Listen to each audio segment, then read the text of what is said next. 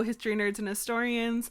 My name is Christina, and this is Effed Up Cryptozoology. This is where we talk about a bit about a cryptid, or in this case, cryptids. That's super fucked up. Merry Cryptmas, friends. We've done the 12 days of Cryptmas, and now it is all done. And here is a mega episode of all of the cryptids that we have talked about thus far. So without further ado, sit back, relax, and practice your, oh good god, what the fuck faces.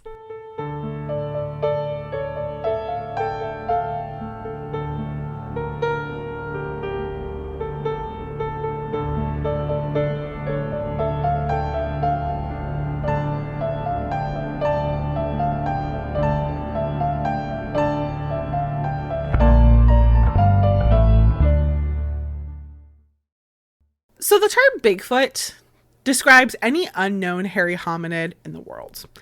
Bigfoot in North America, which is what it's most likely and more likely associated with, or more often rather associated with, is believed to be nocturnal and mostly solitary, although there are some reports of Bigfoot families. According to most sources, they don't speak. They just have a distinctive call or sometimes a scream or a whistle.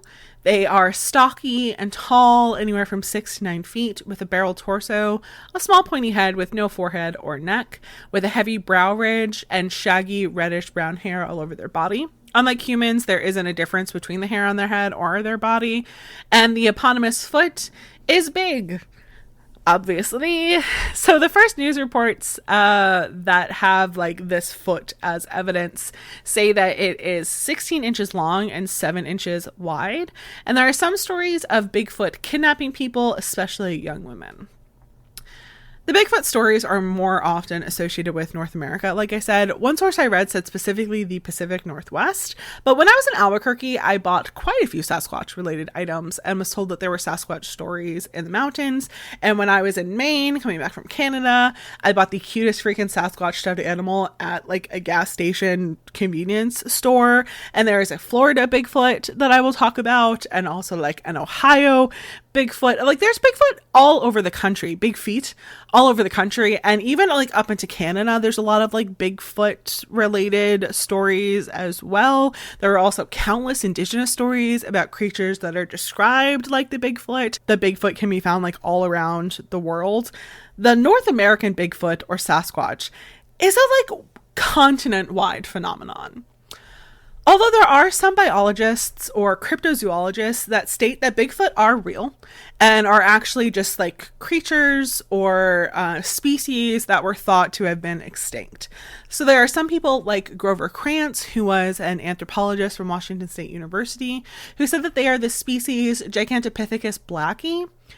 Lauren Coleman, who was an anthropologist and zoologist, and Patrick Hugh, who was a science writer, say that it is a different species called Paranthropus robustus, or maybe it's a species that has yet to be discovered, like science writer Gordon Strasenberg, who calls it Paranthropus elderelli.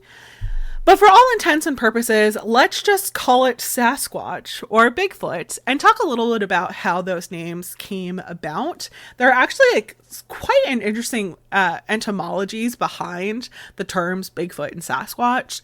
So according to Sasquatch researcher John Green, which I never knew I wanted to be anything more in my life, and biologist Ivan T. Sanderson, who are really big in the research and study of these cryptids, Sasquatch is actually the Canadian word for this large ape-like hairy hominid. It has its origins in indigenous folklore. From what I read, a teacher named J.W. Burns interviewed a bunch of different Canadian indigenous people in the 1920s and took some of the different names that different indigenous groups had for these hairy giants and then coined the term Sasquatch.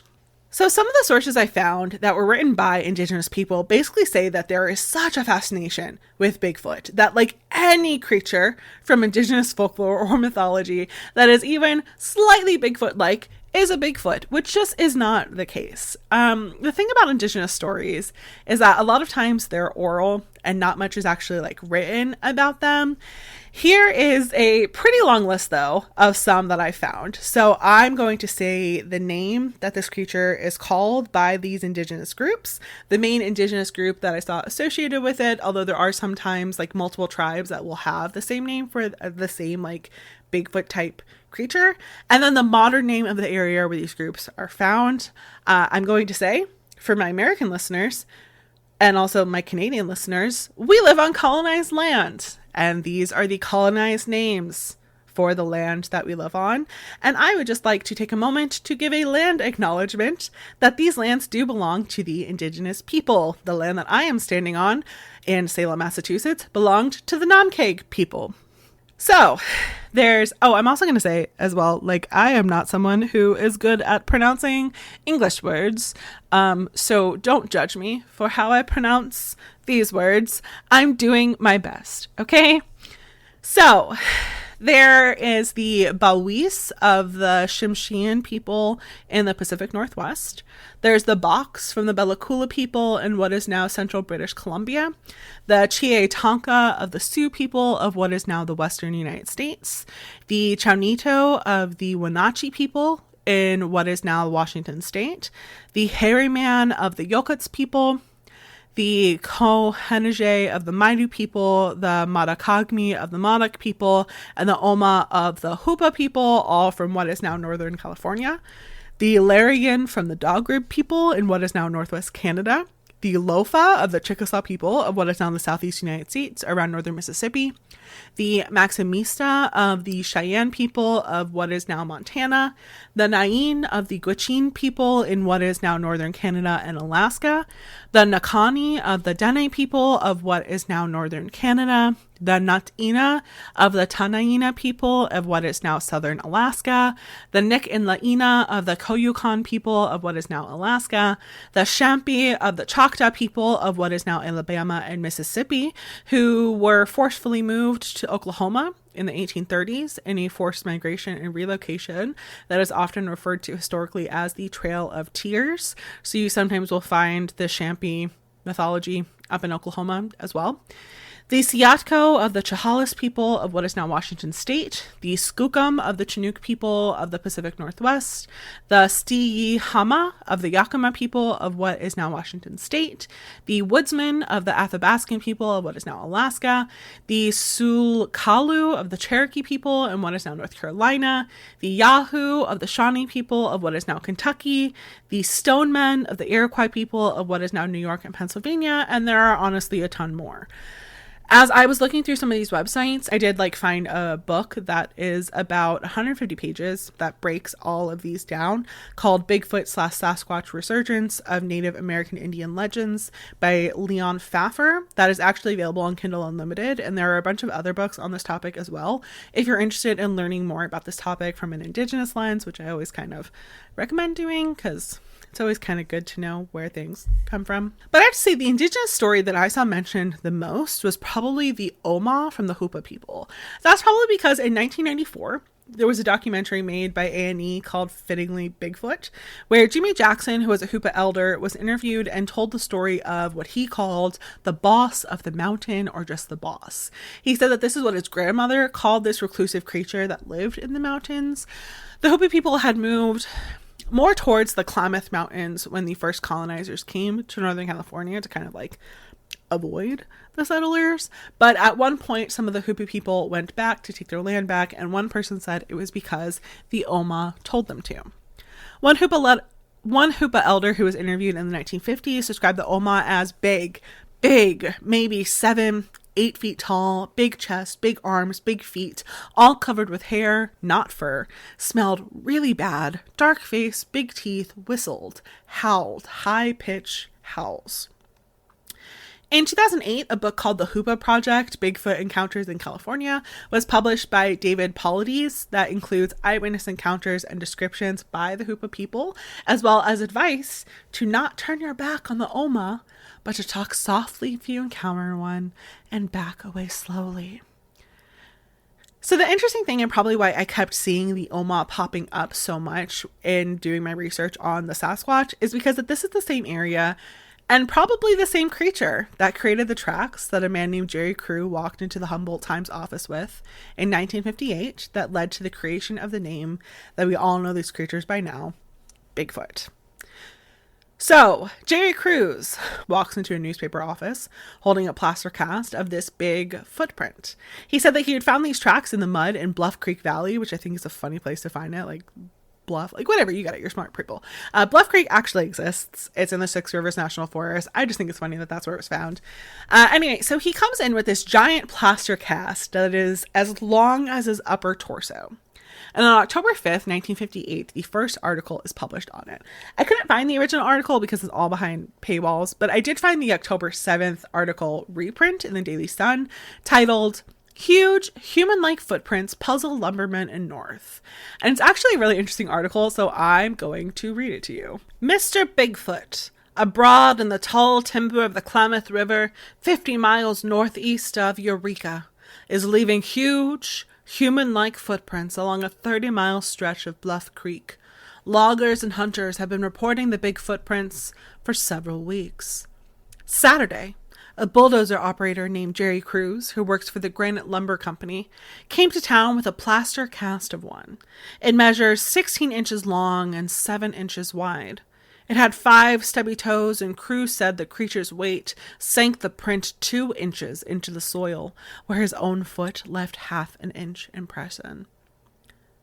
Crew is a medium-sized man who bulldozes logging trails through virgin timber for a living. He said he never heard of the abominable snowman of the Himalayas. He isn't peddling a barefoot Paul Bunyan.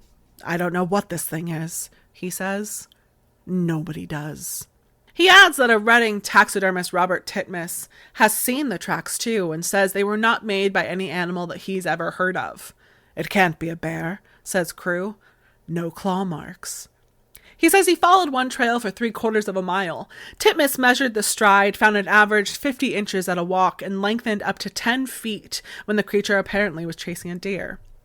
Bigfoot, as the Bluff Creek people call the creature, apparently has never been seen, but Crew says he's seen hundreds of the tracks, and several other sources have been reporting them from time to time. Crew says Bigfoot apparently is curious about machinery, prowling around it at night, leaving his tracks in the fresh earth the bulldozers turn up. He's never harmed anyone, but 2 years ago something visited a logging camp one night and flung all 50-gallon oil drums about like firewood. Crew says he and the other loggers sometimes have a feeling that they are being watched. He says he's going to try to rig a camera with an electric trigger and flashlight along a freshly bulldozed trail to try to catch the creature on film.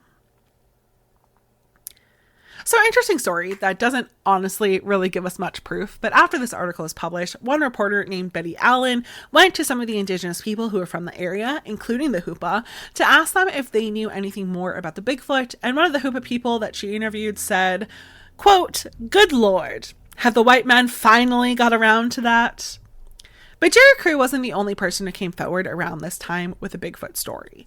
In 1957, Albert Osman from British Columbia started talking about an event that had happened over 30 years prior. He said that in 1924, he was at Toba Inlet by Vancouver Island on a prospecting trip. He'd gone to sleep in the woods when he was scooped up and taken many miles away. He was then dumped out of his sleeping bag, and he was greeted by giant ape-like creatures, a male and a female adult, and 2 juveniles. He said that they were friendly and didn't want him to leave. He shared his tobacco with them, which is what led to his escape 6 days later when Daddy Bigfoot choked on it. No, I don't mean Daddy Bigfoot like that, you monster fuckers. So he was interviewed separately by John Green and Ivan T. Sanderson, as well as an anthropologist from the Smithsonian named John Napier, and they all said that they don't believe that he was lying and said that he was totally sane. So following these encounters that came forward, Ivan T. Sanderson wrote a series of articles about what he termed California's abominable snowman. Although I read a couple articles where people really wanted to emphasize the abominable snowman or the Yeti is more often described as an ape, where the Sasquatch is more often described as humanoid. I couldn't find the articles that Sanderson wrote. I searched and searched for them. The only thing that looked promising was behind a paywall through a university. But I did find the book that he wrote in 1961 because so many people were interested in what he had to say. Because here's the thing, Ivan T. Sanderson wasn't just like some backwoods dude who drank too much moonshine and thought that he saw something in the middle of the night. He was a biologist who went to Cambridge University in England and had a degree in zoology. So the book that he wrote is called Abominable Snowmen, Legend Comes to Life. Bigfoot, Sasquatch, Oma, Grassman, and Skunk Ape. The story of subhumans on 5 continents from the early Ice Age until today, or at least 1961 when it was published. My Kindle copy that I purchased is 522 pages, so needless to say, I have not read it yet, but I will. I also found an illustrated copy that I feel like I need, and may purchase it to like show off to people, like my copy of Satan Was a Lesbian, which is like a pulp fiction novel from the 1960s that I searched for months after watching the Strange Eons video about it, and now I have acquired it, and it sits staring at people from my bookshelf. So after the article and these books were written, people were on the hunt to find the Sasquatch, including Roger Patterson, who was a rodeo rider and filmer of the famous Patterson film on October 20th, 1967. This is also called sometimes the Patterson-Gimlin film because Bob Giblin was with him and may have helped him film it. I am positive that you have seen this. It is the one where a supposedly female Sasquatch is walking along the water, making direct eye contact with the camera and stomping off. Coincidentally, this was filmed pretty close to where Jerry Crew said that he found the first prints and where the Hoopa people report the Oma. So Patterson died a couple years after this video was taken, but swore up and down that he was telling the truth. Bob Titmus, who was Jerry Crew's friend and the man who made those first like plaster casts, he became like the guy to go to for Bigfoot prints, and he corroborated Patterson and said he found corresponding prints in the same area following the same path. There are some people, though, who say that this video was a hoax. So in 2005, a guy named Bob Hieronymus, who was a rodeo rider with Patterson, said that it was him in the suit. He said Roger Patterson had approached him, offered him $1,000 for 10 minutes of his time. They met a couple weeks later in Bluff Creek, put on the suit, did his little walk, the whole time being terrified that a hunter was going to shoot him because it was October, which is hunting season. And Patterson filmed it, and that's it. Hieronymus said that it wasn't really a secret back home, and he didn't feel the need to keep it a secret because he was never even paid the $1,000 that he was promised. Who knows if this is true? I will say the documentary did film him walking, and the walk did look pretty similar, I'm gonna say. I mean, who knows, like, if he put on a show to make it look similar, but, like, it looked pretty similar. I obviously wasn't there, so I don't have an opinion on it. But there's never been a body or anything substantial found outside of tracks and what is believed to be hair and fecal samples. But like I said, there are stories from all over North America about Bigfoot. So one of the other big ones that I kept seeing was the Ohio Grassman, obviously from Ohio. It's also sometimes called the Kenmore Grassman or just Orange Eyes. This is apparently a more aggressive breed of Bigfoot, big feet. It's named Grassman because it builds grass huts or large nests. So the first time it was reported was in August of 1978 in Minerva, Ohio. Evelyn and Hal Clayton were watching their grandchildren when they ran inside screaming about a hairy monster that they saw outside. So the two grandparents went out to investigate it and found a large creature in a pit near their house with matted fur rifling through the trash. They saw this creature a couple more times over the next few months. It stared at them through their windows, glared at them from a nearby hill, and then a couple weeks later they saw two on the hill, and during this time their dog was killed, and they think that it was by one of these creatures. The article I read recognizes indigenous stories about these kinds of creatures in Ohio, but doesn't specify which creatures. So I looked through one of my sources and found 3 different stories from Ohio, but the one that sounded the most similar was the Yahoo or the Yeehaw, which are named mostly for the sound that they make. These stories come from the Shawnee people from what is now Illinois, Indiana, and Ohio, and occasionally in the Appalachian Mountains. They were just very like migratory people in what is now America. The stories that they told about their version of the Bigfoot was both an aggressive and compassionate creature. There was a story from the Shawnee people about this man who was camping out and took shelter in a cave. And after a couple days, a female Yahoo came in to see him. And pretty soon after that, she had a kid that was a little less hairy than its mother. And when the man eventually left her and his child that he made with this Bigfoot creature, she tore the baby in half. There is another story that's very similar to this that goes into a little more detail. A man who took shelter in a cave where he found a store of chestnuts and other food. And then he and the Yahoo woohooed, to put it in Sims terms, and she had a baby soon after. But this story goes on to describe the female a little bit more, that she had nails so long that she could skin a deer with them. She didn't understand fire until she was taught about it by the hunter, where she realizes that she can cook with fire and just goes ham on that. And then the story is really similar, that she gives birth to a baby with less hair than its mother, and then she tears it apart in anger. So I'm going to say this episode has already gone way longer than I thought it would be. I'm at like 7 pages of my script, and I thought it would be 2. So don't expect this much detail in all of them going forward, because I don't plan on it. But I do want to talk about one from my home state of Florida, better known as the skunk ape, which actually was a lot closer to me than I thought. So early reports describe a giant ape-like creature in the Florida Everglades. It wasn't bipedal or humanoid. It was like a deformed chimp is what people describe, which honestly, I believe it. The Everglades are where there are all kinds of huge animals hiding there. So I feel like if there's a giant deformed ape in Florida, it's probably going to be in the Everglades. So while there were reports of seeing this creature in the Florida Keys or even in Broward County, which was where my grandparents lived, and I spent many a summer and Thanksgiving there, it was more so found in western central Florida, which is where I grew up. But in the 1970s, stories started coming forward about a 7-foot tall, 300-pound bipedal creature with dark brown, red, or black fur that stunk. They smelled like a mixture of skunk, rotten eggs, and cow manure. Honestly, how fitting for Florida. In 1975, 7 young men saw 3 skunk apes in Citrus County, Florida, and in 1977, there were more, including one that was 10 feet tall, which was found in Moon Lake, Florida, which is where I went to camp. Nature camp, specifically. Just imagine, 8-year-old Christina, if she knew that there was a skunk ape, right around the corner.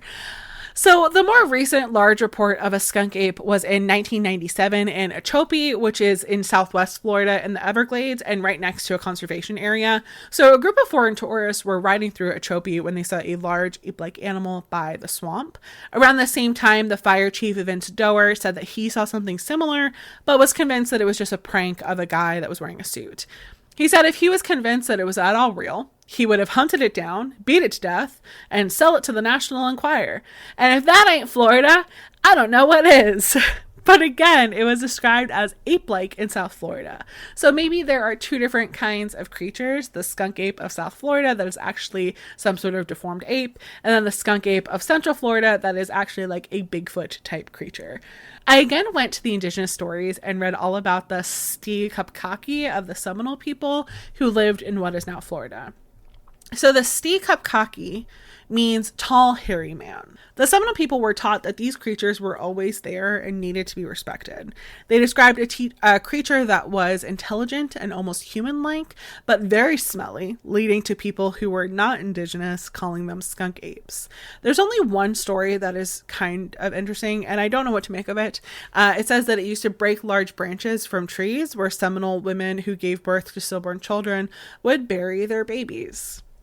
And I don't really know what to make of that, but okay.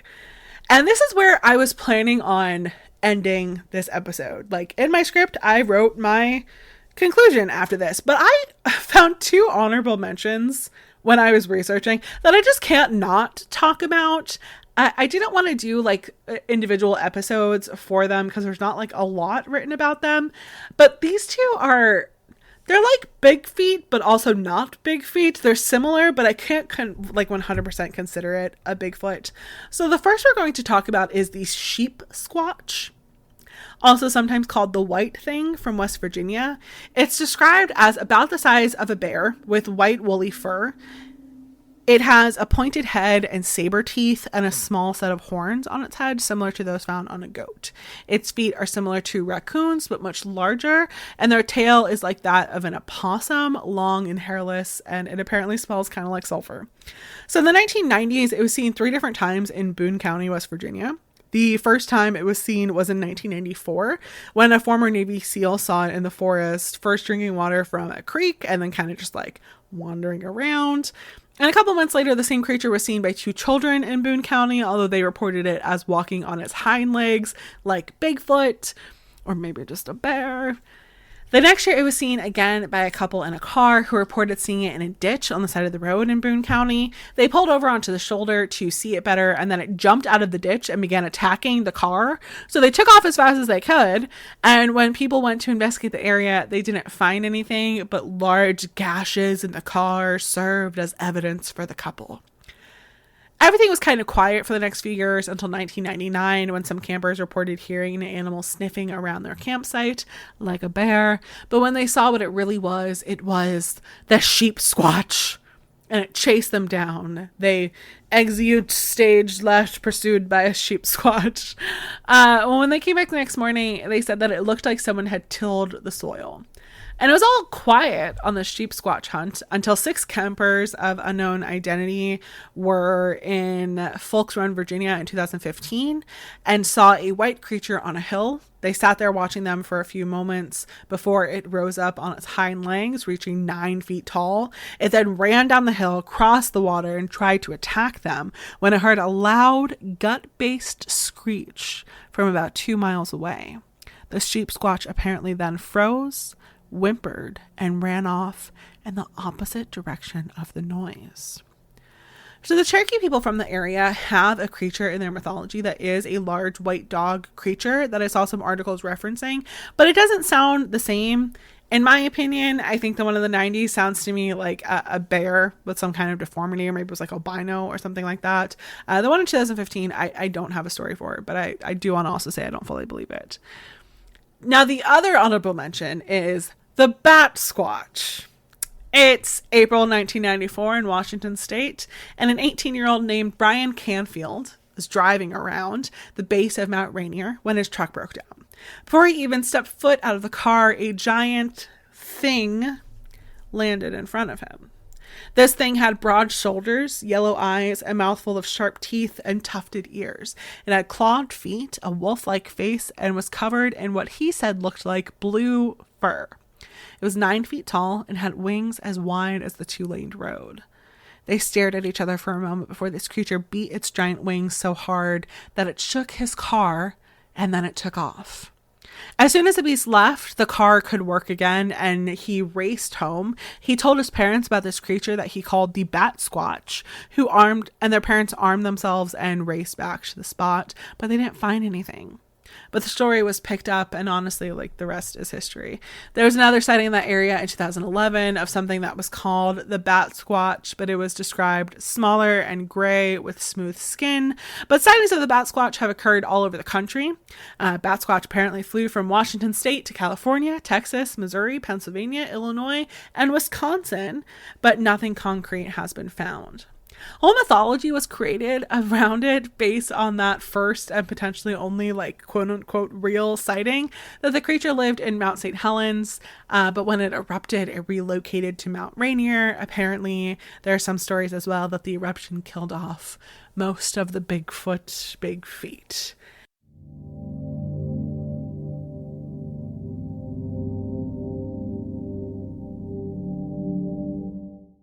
So the Yeti is found on Mount Everest of the Himalayan mountains, which is located between Nepal and Tibet.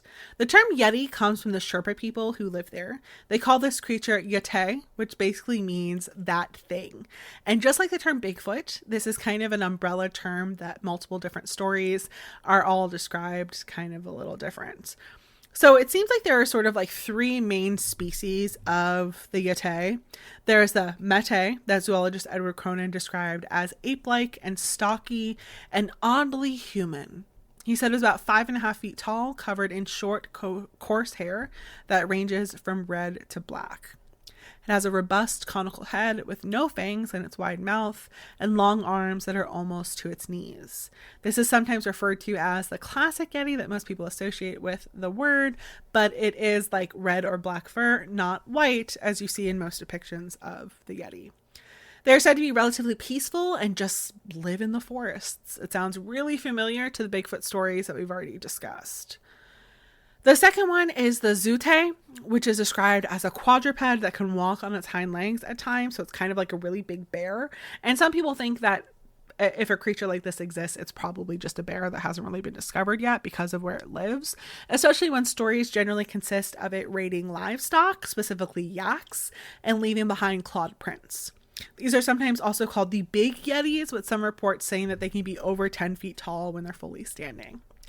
The third one is the taima, which are tiny little pygmy yetis that are like 3 feet tall with reddish gray hair and a pointed head. They supposedly live a little farther down the mountains, preferring a slightly warmer climate. They apparently eat frogs, and Ivan T. Sanderson said that they are the most neglected and least known of the yeti species. So the first reference to the Yeti was in 1832 in the Journal of Asiatic Society of Bengal.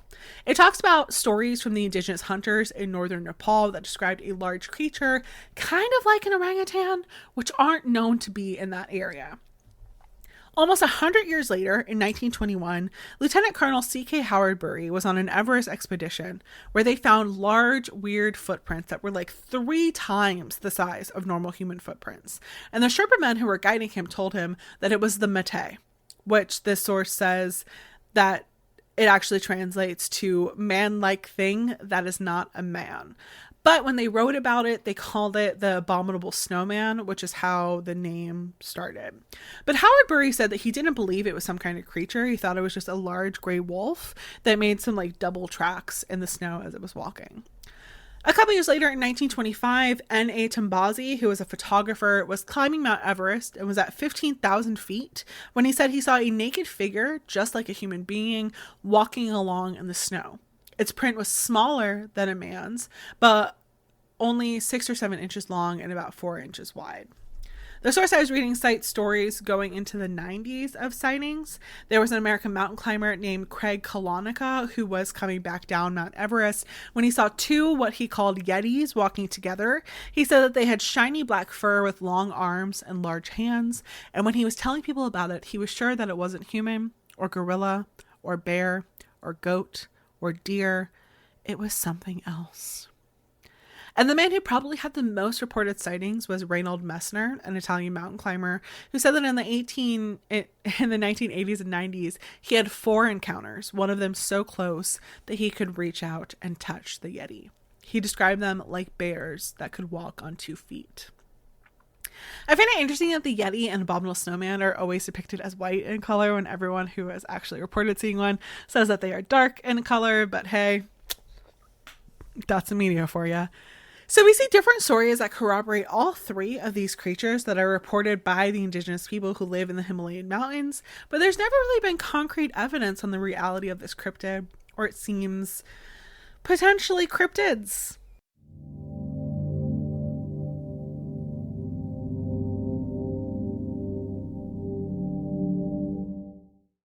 So like we talked about last time, the Yeti has what are believed to be 3 different species, one of which resembles a Bigfoot-like creature, but that is not the only Bigfoot-like cryptid that calls Asia home.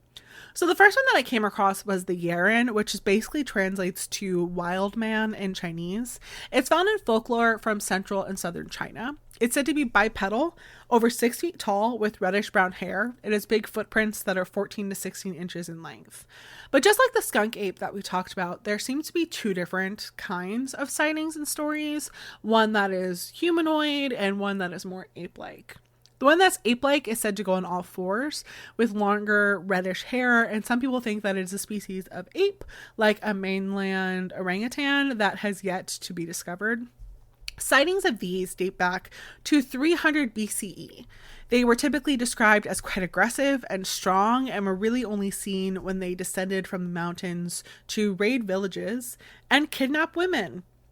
So the stories of the North American Bigfoot started circulating in the 1950s and 60s, and the stories of the Yeti from a little earlier in the 20th century started this like Yeren fever in China. The Maoist government was really trying to suppress it, but there were a lot of people who were looking into it, including the Chinese Academy of Sciences. They interviewed people and looked into the evidence, like hair samples and footprints. But by the 1980s, the Yeren fever had broke, but there were some people who were interested in potentially finding the Yeren, and it's very popular in art surrounding nature, deforestation awareness, and an overall cultural revolution in China. Japan also has a Bigfoot as well called the Hibagon, which is found in the forests of northern Hiroshima. The Hibagon are said to be very quiet and timid and is known for running away from people, especially if those people are armed. I wonder why. Just like most of the other creatures that we've seen, they're reddish brown or black, sometimes with a patch of white fur on their chest, like a cute little tuxedo cat.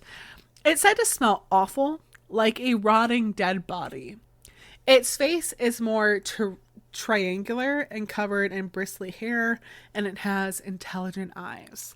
It's only about 5 feet tall. The first time it was seen was in the early 1970s by a group of elementary school children, and later that same year in July, it was seen again by a truck driver who described a gorilla-like creature on 2 legs that ran across the road into the forest. And a couple weeks later, on July 23rd, a farmer reported seeing a creature about as tall as a man, covered in black fur that emerged from the brush and stared at him with piercing and intelligent eyes. Another person around the same time reported it seeing walking through a rice paddy. So the area where these sightings are continuously happening is in the county that is now known as Saijo Shibaro. And they set up a department just to investigate this and patrol the area. And the police made plaster castings of what they believed to be tracks from the Hibagon at a construction site. In 1972, Kobe University also investigated this, but they didn't come to any conclusions, even though sightings reached a peak in 1974, with at least 4 reported sightings that summer. The last reported sighting, before everything pretty much stopped abruptly, was in 1982 when someone reported a 6-foot-tall creature holding a stone axe. There's also the Barmanu, which means big hairy one, from western Pakistan. The interesting thing about this one is that it's described really similar to the Minnesota Iceman. So in the 1990s, there were people who were investigating reports of this bipedal humanoid. And they later told reporters that eyewitnesses shown pictures of a selection of human and human-like creatures consistently selected the image of a primitive man found preserved in ice some 20 years ago by a Belgian team. And even in 1995, Lauren Coleman, an anthropologist, did a segment on Unsolved Mysteries about the Minnesota Iceman, and there were multiple Pakistanis who reached out to him saying that they had seen something just like that, and they knew where it was buried, and he just apparently never went to investigate it. But reports about the Barmanu say that they will sometimes come to a town and abduct women and attempt to mate with them. And when they are seen, they're usually wearing animal skins or pelts. There were a series of investigations done in the late 1980s and early 1990s that were inconclusive. Some of the investigators said that they heard interesting noises that could only be made by a primitive voice box, but no recordings were ever made and no evidence has ever been found. Making our way out of Asia, there's the woodwose in the UK. The woodwose has more of a human shape to its head instead of the more cone-like shape that the North American Bigfoot is said to have. It's said to have a flat, wide nose and a protruding brow ridge. It's about 6 to 8 feet tall with reddish-brown hair all over its body, although there are some reports of it being black or even stark white. The most significant encounter that I found was from a woman named Deborah Hatswell, who she has like a whole podcast and YouTube channel that's called BBR Investigations, or Being Believed, Researched, and Investigations. Basically, she researches a bunch of like cryptid related stories, and this all started when she said she had her own encounter when she was 15 in 1982. So she was in Salford, Lancashire, England. And she and one of her friends had skipped school and were hanging out at Wheel Park, I think is how it's pronounced, but people in England pronounce things weird to us Americans, that I've become painfully aware of in New England, when I basically was bullied when I pronounced the R in Worcester, which anyone who's not familiar is spelled like it should be pronounced Worcester, but no, don't actually try to pronounce things phonetically in New England or England. So I'm going to say Wheel Park, but I have no idea. So she's at the park with her friends when this tall man-ape monster jumps out of the bushes. She understandably freaks out and then proceeds to shove her friend to the ground and run home. And she later said she felt really bad about pushing her friend down. And was happy that this creature didn't hurt her friend and instead kind of just like Homer Simpson, like absorbed back into the trees. When she described this creature, she said that it was tall with very dark brown hair all over its body. She said that it had amber eyes and square teeth with a face kind of like a human. She said that it scared her, but thinking back on it, it didn't seem aggressive, more so just confused. And now that it's been some time, she feels kind of sad for it and feels like it's just misunderstood. And that it was so human-like, she thinks of it like a cousin or even a brother. When she started doing some research into the Woodwose, other people started coming forward with their own stories, like a woman who called herself Brenda, who said that she was walking her dogs in the same park after dark and was smoking a cigarette when she saw a barefoot figure covered in hair staring at her through the trees. She described it kind of like a chimp, but more human-like and much taller, kind of like, as she said, quote, a caveman from the dinosaur days, describing almost like a Neanderthal with a wider nose. There are some stories of the Woodwose in Ireland, but not very many, and some reports in Wales, although one article I read said that werewolf sightings are more common, and they believe the two of them to be conflated. To move off of Eurasia, let's go down to South America.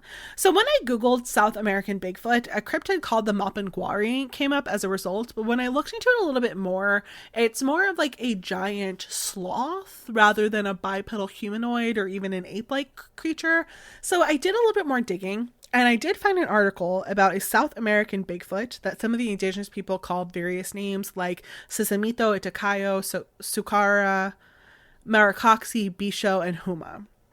It seems like most of the indigenous stories of the Bigfoot come from the Mayans, who worshipped a monkey god, and I guess some stories kind of took on like an ape-like Bigfoot, and then this influenced the Aztecs, who described humanoid creatures. In the 1520s, Antonio Pigafetta, who was with Ferdinand Magellan, as they were sort of like exploring the South American coastline, described indigenous people who were double the size of a normal person with a big old dick, apparently. So they described encountering a giant naked man on the shore who was singing and dancing and throwing dust on his head. And when they went onto the shore and communicated through gesture, and they noted that they only went up to his waist, and he was very well proportioned, right at their eye level. And the giant pointed to them and then pointed to the sky, which they believed to mean that he thought that they came from the sky.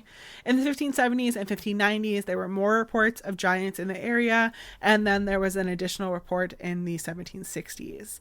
Now, these are all giants, not humanoid creatures that we associate with the Bigfoot, but apparently Magellan called these people Patagao, and they nicknamed the land Patagonia, which they interpreted to mean land of the Bigfoot. And you know what they say about big feet, right?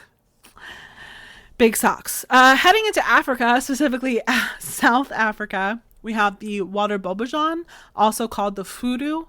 So this is a giant ape-like cryptid, with the ape specifically being a baboon. In fact, water bobojan in Afrikaans means water baboon. There is, to my ultimate frustration, practically nothing written about the water bobojan. So it is a 6-foot-tall baboon-like animal that has reddish fur and powerful arms. The first sighting that I could find was in 1965 when it was seen by 2 boys. There's also a farmer at one point who said that he shot one. And according to an anonymous story submitted to the National Cryptid Society, there was a trucker in South Africa who encountered one night. He said he pulled over because nature called, and then he heard nature's call.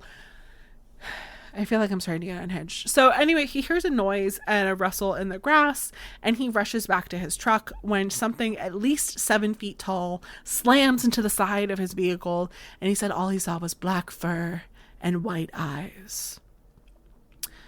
So the last one we're going to talk about is one of the more interesting ones, in my opinion. It is the Yowie of Australia, mainly New South Wales, along the Gold Coast of Queensland. So a creature that can be described as a Bigfoot in Australia have been part of Aboriginal stories and folktales for time immemorial. It's also sometimes called the Yahoo, which some people have speculated is from the Aboriginal word meaning devil or evil spirit, but one source I read said that it might just be because of the book Gulliver's Travels that has a group called the Yahoos. There's also a Yahoo in North America as well, with some of the indigenous people here. So the Aboriginal legend says that they are 5 to 9 feet tall with brown or reddish hair on their body, a red mouth, and talons on their hands, as well as fangs, which sounds terrifying. In 1912, a surveyor named Charles Harper reported encountering a huge and man-like animal that was beating its chest that had large breasts on it, and its face was small but chinless and oddly human-like with long canine teeth. He said it was covered in reddish-brown hair and was almost 6 feet tall, and sightings have been reported as of like a year ago of the Yowie. Stories about the Yowie typically depicted as quite aggressive, like it will rip the heads off of animals and destroy property. It's even been reported to attack humans as well, although that is relatively rare. There are a lot of theories about the Yowie because Australia is so unique. So most Bigfoot, big feet, I don't know what the proper term is for this. Is it Bigfoot? Is it like sheep where it's just a plural word either way, or should we use like foot and feet for it? Should be Bigfoots? I don't know. So most big feet are believed to be descended from an ancient ape-like species called Gigantopithecus blacki, but they weren't found in prehistoric Australia. From what I've researched, and I'm not a scientist or biologist, so don't quote me on it, especially considering my Australian zoological knowledge begins and ends with the Irwin family, there are no native primates in the Australian fossil records, at least of that size. Some other theories is that they are Homo erectus, a primitive ancient proto-man. And some people think that the Yowie could be some kind of bipedal marsupial that just hasn't been discovered, kind of like a kangaroo. The Australian Yowie seems to be popular like the North American Sasquatch. There are toys and Yowie chocolates. There is a Yowie statue in Queensland and a Yowie tour that you can take in Byron Bay that I would like to go on immediately.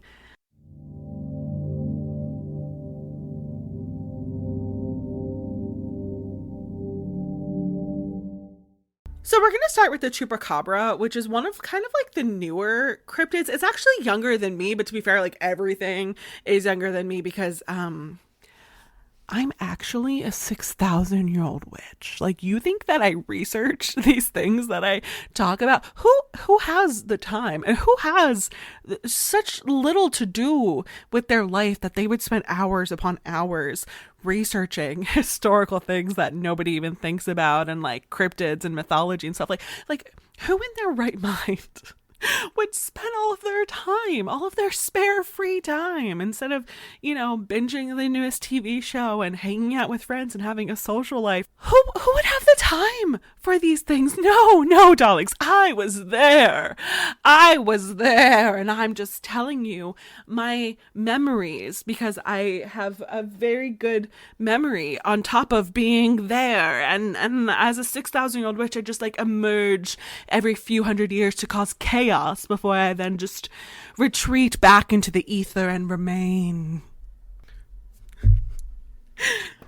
Okay, whatever that was. So in March of 1995, in Morovis and Orocovis, Puerto Rico, livestock like goats and chickens were found dead, but not only were they dead, they were seemingly drained of all of their blood. So this continues over the next few months, and people who lived there kept finding them. In 1995, there were over 1,000 animals that were reported to have died this way. In September, someone finally saw what they believed was doing this, and they described it as a kangaroo gargoyle alien thing. It was about 4 feet tall and hairy. It had a big round head with lidless eyes and sharp fangs in a lipless mouth. It had claws and webbed arms and muscular legs with pointy little spikes down its back. Local media began calling this creature the Chupacabra, which seems fitting, but it actually means goat sucker. It started to get real notice a year after that first sighting in March of 1996, when there was a segment on the really famous talk show Christina, not me. No, not me. Other Christina, spelled completely differently. So Christina was described in one source as like the Puerto Rican version of Oprah. And I could never be called that. So after this segment, apparently the Chupacabra teleported because it started to be seen in Spanish-speaking communities in the United States, with the first being in Miami, and then later in like Texas and Arizona, and eventually even making its way out of the United States into Mexico. And since then, there have been about 2,000 reports in the last like 18 or so years. Some people have noted that this is one of the first examples of folklore in the modern age that is spread through media and the new invention of the internet. I am a 90s kid, so I like remember growing up with very minimal internet, and I remember, you know, going to websites and doing all of those things sort of in like the frontier of the internet in the late 90s and early 2000s.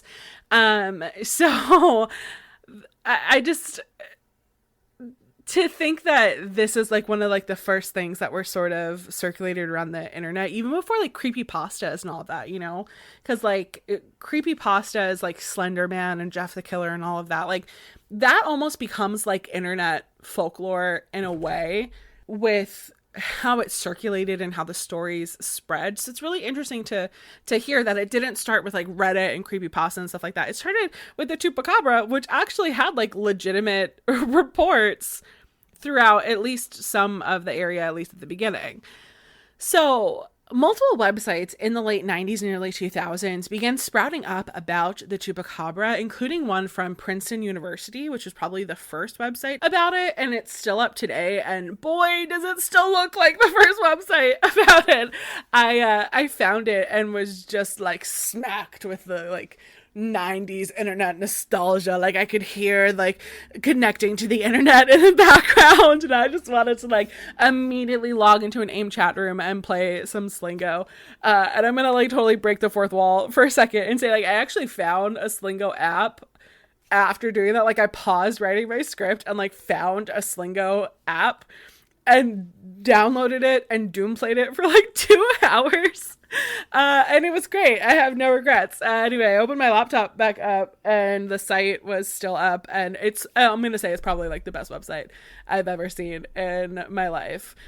So Scott Corrales, who was a cryptozoologist, looked into all of the reports and found that there were some reports all the way back from the 1970s and some stories from indigenous folklore from the Taino people, who called the similar creature Maboya. So Maboya is said to be like a nocturnal deity who was supposed to destroy crops and seduce women.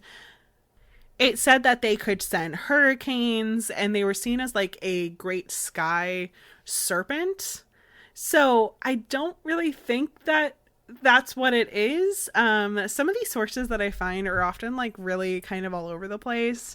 And they'll like try to attribute things to like indigenous culture, but then when you actually go and like research what the indigenous culture says, you'll find that that's like not at all what that is, and not at all described even similarly to how it is. But apparently some people think it's this ancient Maboya from the Taino mythology. So there's a lot of theories about what the Chupacabra might be. Some people speculate that it has its origins in mermaid folklore and stories, with how its appearance, especially with like the webbed arms. Some say it's like a half beast, half vampire.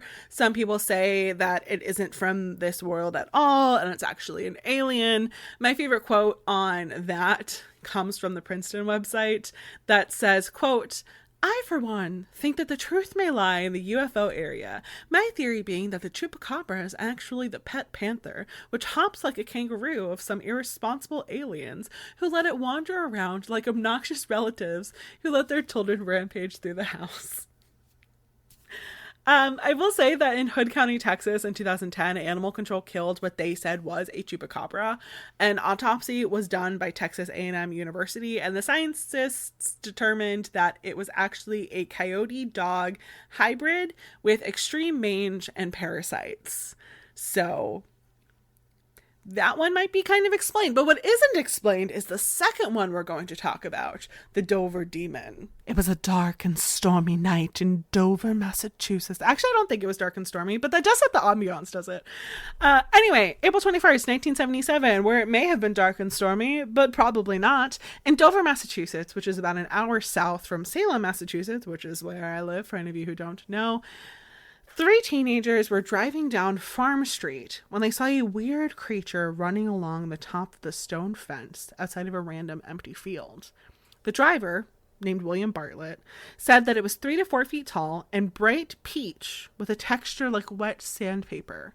He said it was like a baby's body with long arms and long fingers and long legs and a giant watermelon head that was literally half of its length. It had no mouth, no nose, no ears, but giant orange glowing eyes. He said that no one else in the car saw it, but he was convinced. He also admitted he had smoked some pot earlier that night, but was convinced it had nothing to do with it. A couple hours later that same night, John Baxter, another teenager, was walking home along Miller Hill Road when he encountered this creature that ran off. It jumped onto a rock to get into a tree, but before it climbed up, it had a stare down with John, where he noticed that its toes were long and its eyes were glowing. He ran home and drew a picture. The next night, 2 more teenagers, Abby Brabham and Will Tainter, were driving around when they saw a creature in the same area on Springdale Avenue. Abby was the main one who saw it and said it looked like kind of like a tan, hairless monkey with an oblong head and green glowing eyes. So you have 3 encounters within like a 24-hour period, which was very weird and very suspicious. And then it was never seen again. Poof, vanished, spooky. One of those drawings was taped onto the wall of the Dover Country Store, and about a week after these sightings, Lauren Coleman, who I think I've mentioned a couple times, who's like a cryptid expert, he walked into the Dover Country Store and saw it and began looking into it, and actually brought UFO experts from the area, Joseph Nyman, Ed Fogg, and Walter Webb.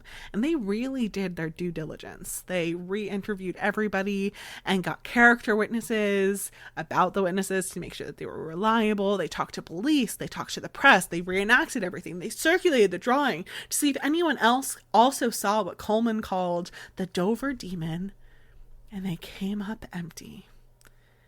They came to the determination that it wasn't a hoax, and that's pretty much where it still stands today, almost 50 years later. Most people think that it was an alien of some kind, but not associated with alleged UFO activity in 1977.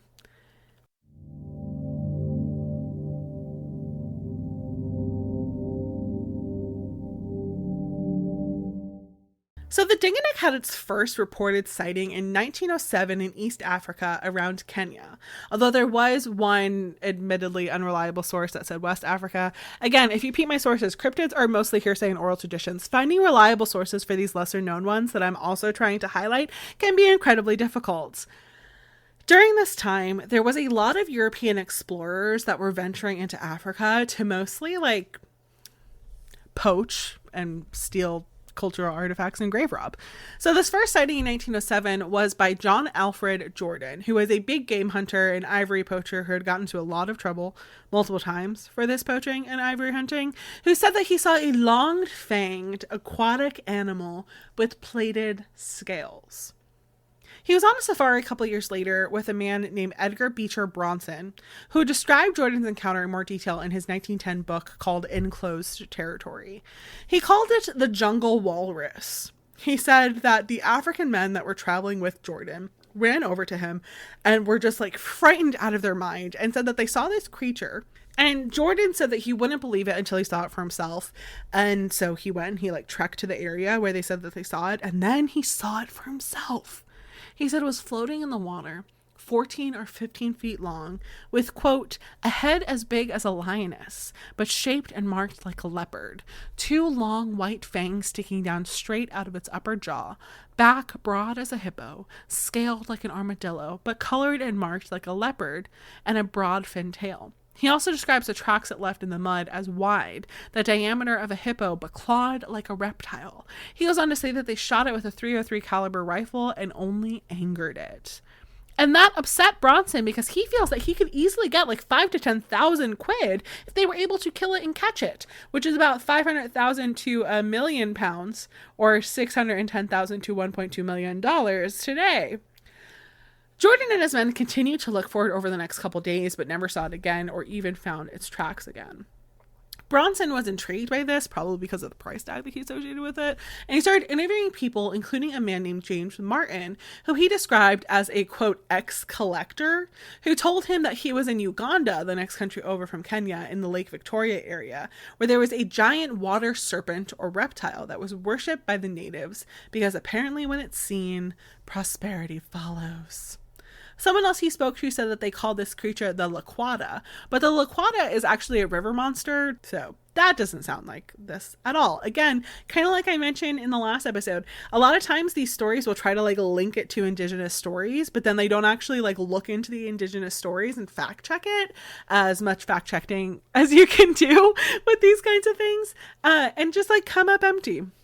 In 1913, Charles William Hobley republished Bronson's recount of Jordan's encounter in the Journal of East Africa Uganda Natural History Society. So yes, he republished an account of an account of an account, really. Like, you know, it's like, yeah. He said that he and all of his colleagues thought that it was a traveler's tale at first from a man that they consistently had issues with. But at some point in the last 3 years, he had encountered a man who was just wandering around the Mara River in Kenya, who said that in Lake Victoria, he saw a beast that he described as probably 16 feet long, but couldn't actually see the tail because it was in the water. But it was spotted like a leopard and covered in scales and had a head like an otter that was drifting down the river on a log. This unnamed man fired at it, it slid off the log, and was never seen again. In these two instances of hearsay, with no concrete evidence, is enough to substantiate the claim. What are we, in Salem in 1692? Jeez!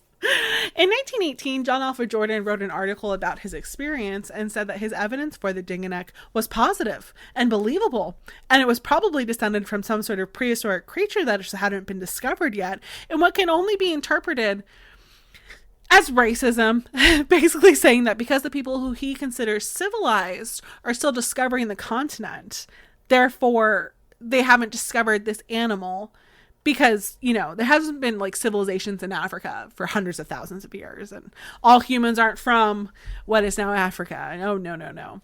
The civilized people are the white men from Europe, of course.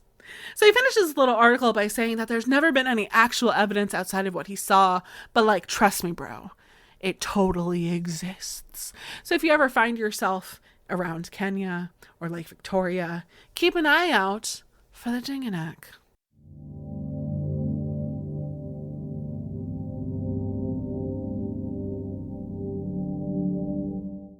So the earliest story of a man-eating tree goes back to 1874.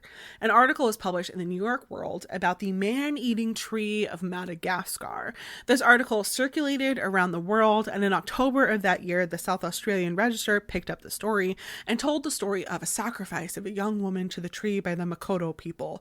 It described the tree as having slender branches that waved around like serpents and wrapped around the neck and the limbs of the woman like a boa constrictor, who screamed, but the laughter of the tree drowned out her screams, and after she was dead, it basically just wrapped all around her like some carnivorous plants do. And a pretty like similar plant with pretty much the same description and like oddly like kind of the same story was also said to be found in South America, called the Yeti. There's only one problem with this story, though none of it was true. This was a fake article that was written by Edmund Spenser, who was an English poet. A lot of people know him from The Fairy Queen. Like, that's something very popular that he wrote. And the Makoto people, like, don't even exist. It was just, like, a semi-racist 19th century, like, fluff piece. But a few years later, the man-eating tree was reported in Nubia. So in 1881, Phil Robinson, an author, wrote about an account that his uncle had with a man-eating tree, which just sounds totally legit, okay? So he wrote about it in this book called Under the Punka. He says his uncle was in the Sudan and left some of his men behind to set up camp while he trekked into the woods with his gun to go hunting for dinner. He sees a herd of antelope and he tracked them for about a mile or so when they came to a clearing where only a strange, large tree grew. The herd was getting too far away from him, so he took the chance to just fire at the herd and hoped that he hit something. The herd runs off towards the tree, but didn't run under it. It swerved out of the way, and the account reads, Was I mad? Or did the plant really try to catch the deer? On a sudden I thought I saw, the tree violently agitated, and while the ferns all around were standing motionless in the dead evening air, its boughs were swayed by some sudden gust towards the herd, and swept in the force of their impulse almost to the ground. I drew my hand across my eyes and I closed them a moment and looked again, but at that point the uncle notes that the tree is motionless. It seemed that Uncle No Name actually hit a fawn, and the guy that he was with was named Otana, and he was running after it, not really paying attention to the tree or anything else, because, like, why should he? He didn't see anything, and he ends up right beneath the tree, and he catches the fawn, and the account reads, "And now there was no mistaking what I saw. The tree was convulsed with motion. It leaned forward, swept its thick foliage boughs to the ground, and enveloped from the sight the pursuer and the pursued. I was within 100 yards, and the cry of Otana from the midst of the tree came to me in all clearness of its agony. There was then one stifled, strangling scream, and except for the agitation of the leaves where they had closed upon the boy, there was not a sign of life. The uncle calls out for Otana, but there wasn't a response, and he was frozen for what he felt like an hour. When he finally could move, he wanted to run away, but he thought maybe Otana fell into a lair of some beast that he couldn't see, or maybe it wasn't the tree that reached down. Maybe it was a giant snake in the branches, and he didn't want to return back to camp and tell this banana stories about a tree eating a guy, because trees don't eat people. So he slowly walks towards it, and it was about 50 yards away when he realizes he's been spotted by the tree. He said that it was quivering and yearning. The leaves were agitated and hungry and seemingly reaching for him as he got closer. The book says, "I was now within 10 yards of the farthest reaching bough. Every part of it was hysterical with excitement, the agitation of its members an awful, sickening, yet fascinating. In an ecstasy of eagerness for the food so near it, the leaves turned upon each other.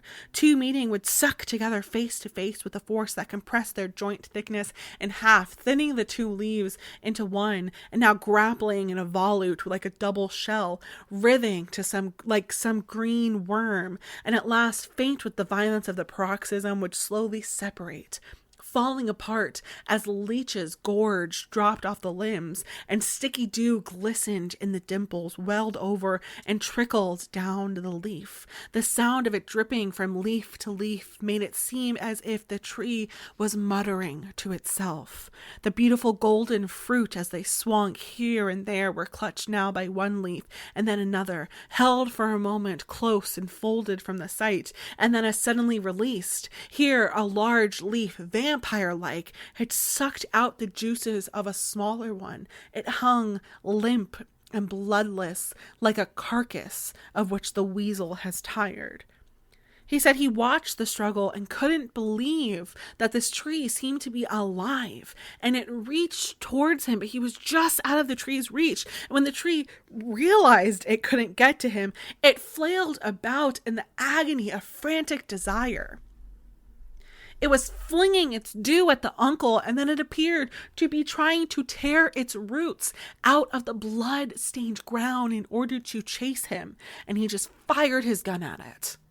He said that the shot went right into its trunk, and a single fruit fell off of one of the branches, and then the entire branch fell. He said that he kept firing at the trunk until he ran out of ammunition, and limbs of the trees kept falling off, and they lay heaped together, the fragments struggling, rising and falling, gasping. Over them drooped in dying languor a few stricken boughs, while upright in the midst stood, dripping at every point, the glistening trunk. He said that when he ran out of bullets, he began hacking at the branches with his hunting knife. He said that every leaf was alive, and occasionally his hand would get entangled and would feel like something was biting him. He finally stood and ran towards the remaining trunk and buried his hunting knife into it, and it fell to the ground exhausted and unconscious. His men that he left behind came and found him after hearing all the shots that he had fired and carried him back to his camp. They went back a couple days later and found that the tree was dead. When they investigated further, they found many remains of former meals of the tree, including the body of poor Otana, covered in what he described as vampire leaves that they couldn't remove, so they buried him with them all still attached. How fucking spooky was that? Like, I want to watch this as like a B-movie sci-fi sort of special. I want this to be like the prequel to Little Shop of Horrors, because I have to say I think that this is a great story. I can't find any other accounts from African or Sudanese stories, so I believe that the whole thing is just fictionalized, but there are some people who will still kind of like whisper about man eating trees, and I'm here for it.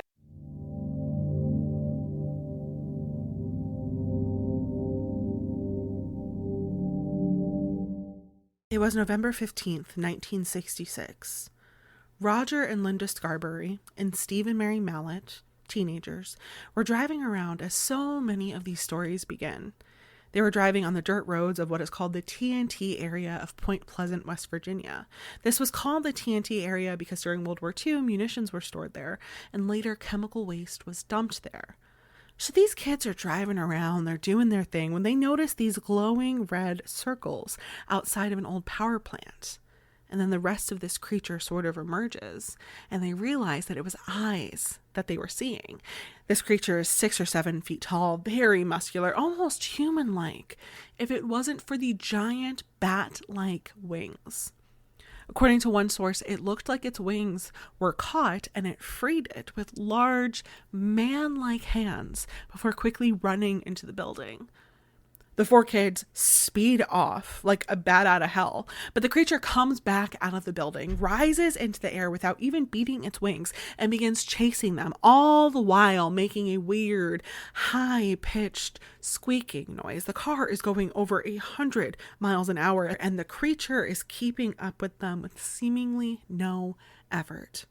The teenagers drove to the Mason County Police Department, where they made a report to Deputy Sheriff Millard Halstead. Now, he said he didn't necessarily believe what they saw, but he also didn't think that they were lying because their fear seemed genuine. So the next day they had a press conference and began to make the news with the name Mothman, most likely influenced by the new Batman show with Adam West. Around the same time, Newell Partridge, who lived in Mason County, West Virginia, was at home just chilling on the couch watching TV when it began to flicker, and he heard a strange squeaking noise outside, is how he described it. At this point, his German Shepherd named Bandit was freaking out and snarling. So he opens the door to try to let Bandit out, to try to like chase off whatever it was. He grabbed a flashlight and followed him outside. He's like moving the flashlight around, and it catches these red orbs that he describes like bicycle reflectors, but they were moving around. He got scared, so he called for his dog and ran back inside, but his dog at this point had run off, and Bandit was never seen again, and Newell was sure that it was the Mothman that had been reported. Over the next 13 months, there were over 100 sightings. It chased the Wamsley family. Thomas Urey, a shoe salesman, said it circled his car on Route 62 and then dove at him and proceeded to chase him for miles. People reported seeing it standing outside on their lawn. A father came forward and said, "Actually, I saw it with my daughter 5 years ago. This thing has been around for a while." People started kind of speculating what the Mothman could be. Some people said that it was like a sandhill crane or a giant barn owl. Other people speculated that it was some deformed creature that was a result of the power plant runoff and dumping. Some people said it was an indigenous spirit sent to attack people because of the Battle of Point Pleasant in 1774 against the Shawnee and Mingo people. And some people said that it was an extra-dimensional traveler or an alien. And most people kind of came down to the determination that it was probably this last one, because it wasn't just the Mothman that people were seeing during this time. Reports start being made of these strange lights seen in the sky and UFOs and a strange little man dressed all in black who comes to Point Pleasant around the same time.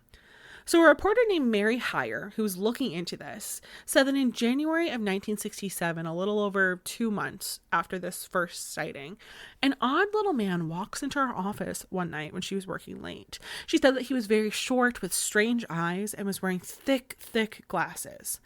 She said he had long hair, black hair. It was kind of in a bowl cut, and he had darker skin, and he was asking her about the UFO sightings that were being reported, and he kept getting closer and closer as he was questioning her. And she said that his eyes, as he talked to her, were almost hypnotic. She said that she was very frightened, and apparently at one point he picked up a pen on her desk, asked what this was, laughed weirdly, and then ran out of her office. She said that she saw him again a couple weeks later, and when he realizes that she saw him, a black car suddenly zooms around the corner, and he jumps into it, and they speed off, and she never sees him again. People in the area who had reported seeing these strange lights and UFOs also started saying that this man was paying them a visit and asking a lot of questions, claiming to be a news reporter, and just making them feel overall very uncomfortable. And then about a year later, on December 15th, 1967, the Silver Bridge collapsed and 46 people died. And after that, Mothman was never seen again, which led people to speculate that the Mothman either caused the bridge to collapse or he came as a warning of impending doom. And once it was done, he just moved on. Today, the Mothman has become one of the most popular cryptids in the United States, if not the world. Today, there is a Mothman museum, a Mothman festival that happened this year in September. In 2022, there were over 25,000 people who attended this, and I would love to be there next year. So like maybe next year in the summer we can plan a meetup, and like all of us moth mommies could get together and just like have a good time in West Virginia. Probably as good time as you can have. So learning about the Mothman was really, really fun for me because, like I said, it's kind of been like this weird, like, hyper fixation of mine this year. I literally have like earrings, t-shirt. I was it for Halloween. Like, for some reason, like, Mothman is just like my thing lately. But did you know that the UK has its own version of a similar cryptid called the Owlman? Because I didn't. So the Owlman is also sometimes called the Cornish Owlman or the Owlman of Monnin because of its appearance in the village of Monnin in Cornwall, England. So the first sighting of this creature was on April 17th, 1976. The Melling family was on holiday in Monnin in Cornwall. It was the day before Easter, and they rented like a little cabin in the village to tour the historic sites and churches. That day, June and Vicky Melling, who were 12 and 9 respectively, went exploring by themselves because it was the 1970s and parents felt comfortable allowing their kids to leave the house without them because they weren't riddled with anxiety, and there's no like social media to inundate them with every story of like a kidnapping or what's believed to be an attempted kidnapping and like murders and all the other terrible things that people do to each other. Like, you know, 1970s, if you didn't turn on the news and you didn't read the newspaper, you lived in bliss. I sometimes wish that we could return to those times. So the girls cut through the woods and found themselves in a graveyard that was right next to St. Monnin and St. Stephen's Church.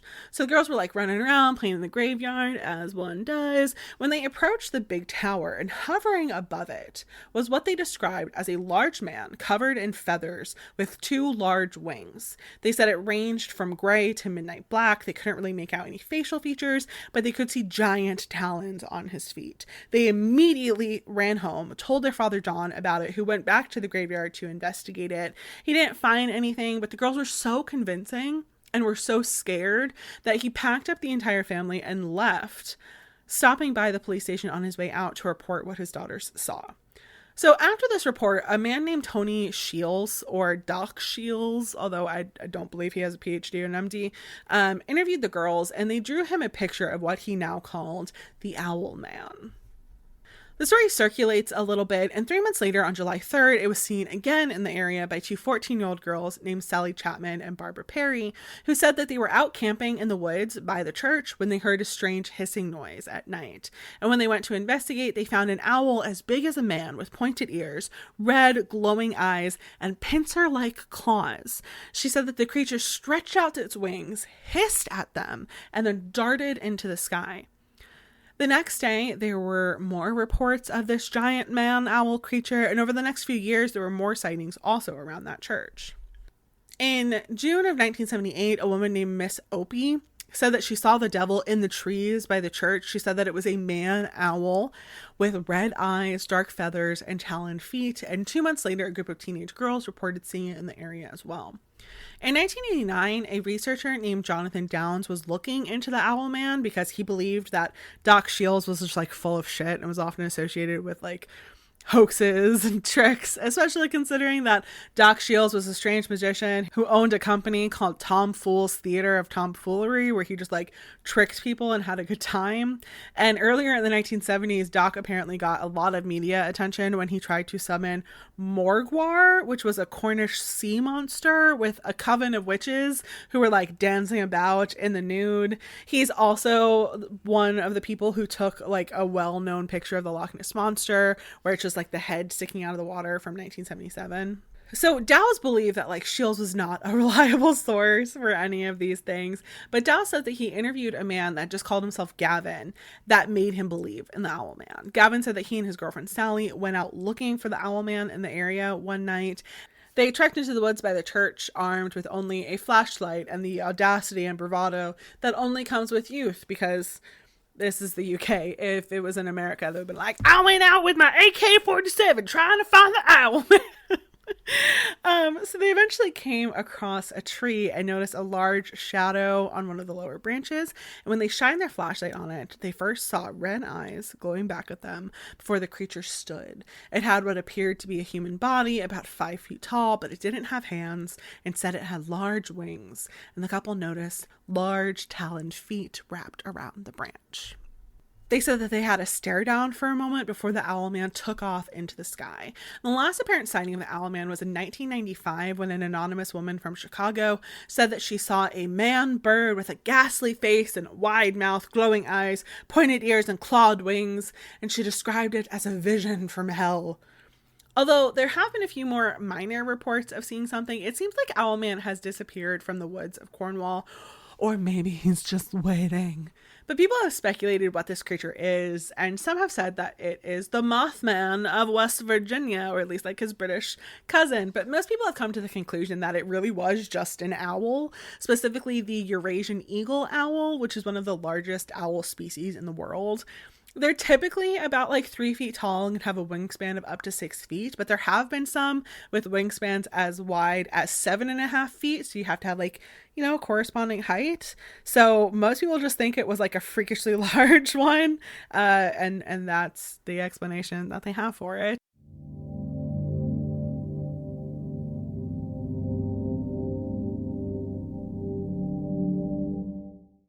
So the Yara Ma Yha Who originates in Aboriginal folklore. It is basically described like a small little red vampiric frogman, basically, which if you've gathered anything of how I am as a person, you would know why I felt the need to immediately tell you all about this. So the Yara Ma Yha Who is about 4 feet tall, with red hair and red skin.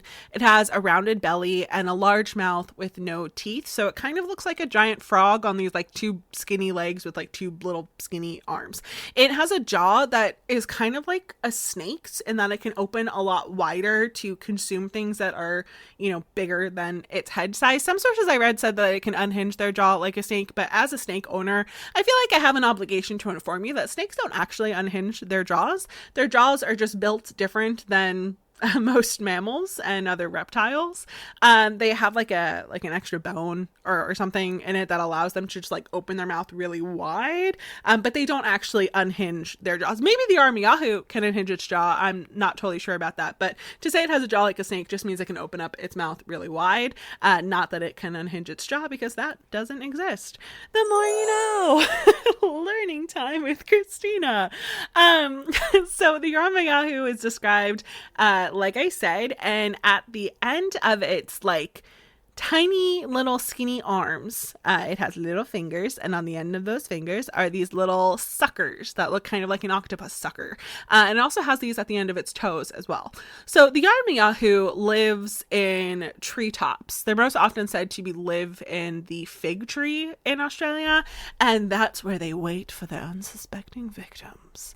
So when a human, most likely, most of the time their victims are human. So when a human walks under the tree, that's when the Yara Ma Yha Who attacks. It drops down onto the person and it latches on to the person's arm with the little suckers on its fingers and its toes, and it starts draining the blood out of the human. And once it's had its fill, it detaches. But the Yara Ma Yha Who is not done at that point. It makes sure to never drain enough blood to actually kill the person. It'll leave them there, go for a stroll, build up a little bit of an appetite, and then go back and swallow the person whole. Just one bite. And then it'll like do a little dance to make sure that the giant person is sort of like secured in their little tummy, and then it'll go to the stream, get a nice drink of water, and take a little nap.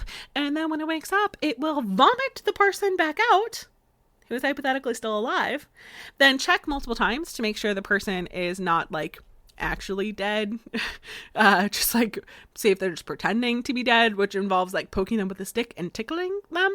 One source I read said that if the Yara Ma Yha Who didn't do this, then it would like the fig tree would like kill the Yara Ma Yha Who. Like the spirit of the fig tree would like make it go insane and then kill itself. I'm not totally sure. It didn't make much sense to me, but that's like the story that they told. If the person is not dead, then the creature will repeat this process over and over and over again. And each time the Yara Ma Yha Who does this to a person, the person gets shorter and shorter and more red each time, until they become a Yara Ma Yha Who themselves.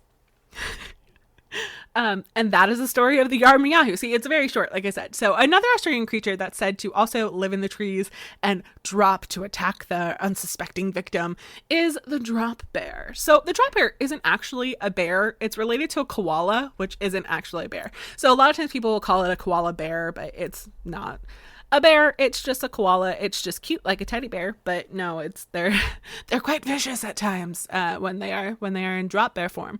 So it's described as a large marsupial the size of a leopard with coarse orange fur. It has powerful arms and is heavily built. It doesn't have canine teeth, but it does have incredibly powerful premolars that it uses to bite its prey.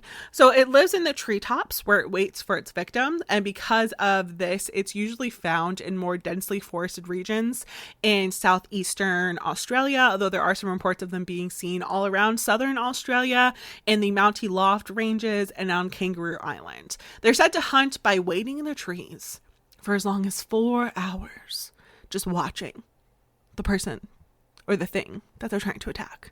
And then, when they're ready, they drop up to 8 meters, which is over 26 feet to my American friends, which tends to stun the prey when they hit them, and then they bite its neck and they slowly consume it. If the prey is small enough, it'll bring it back up into the trees to eat it in privacy because it doesn't like to be looked at. But if not, it'll just like chill on the ground and eat whatever it needs to.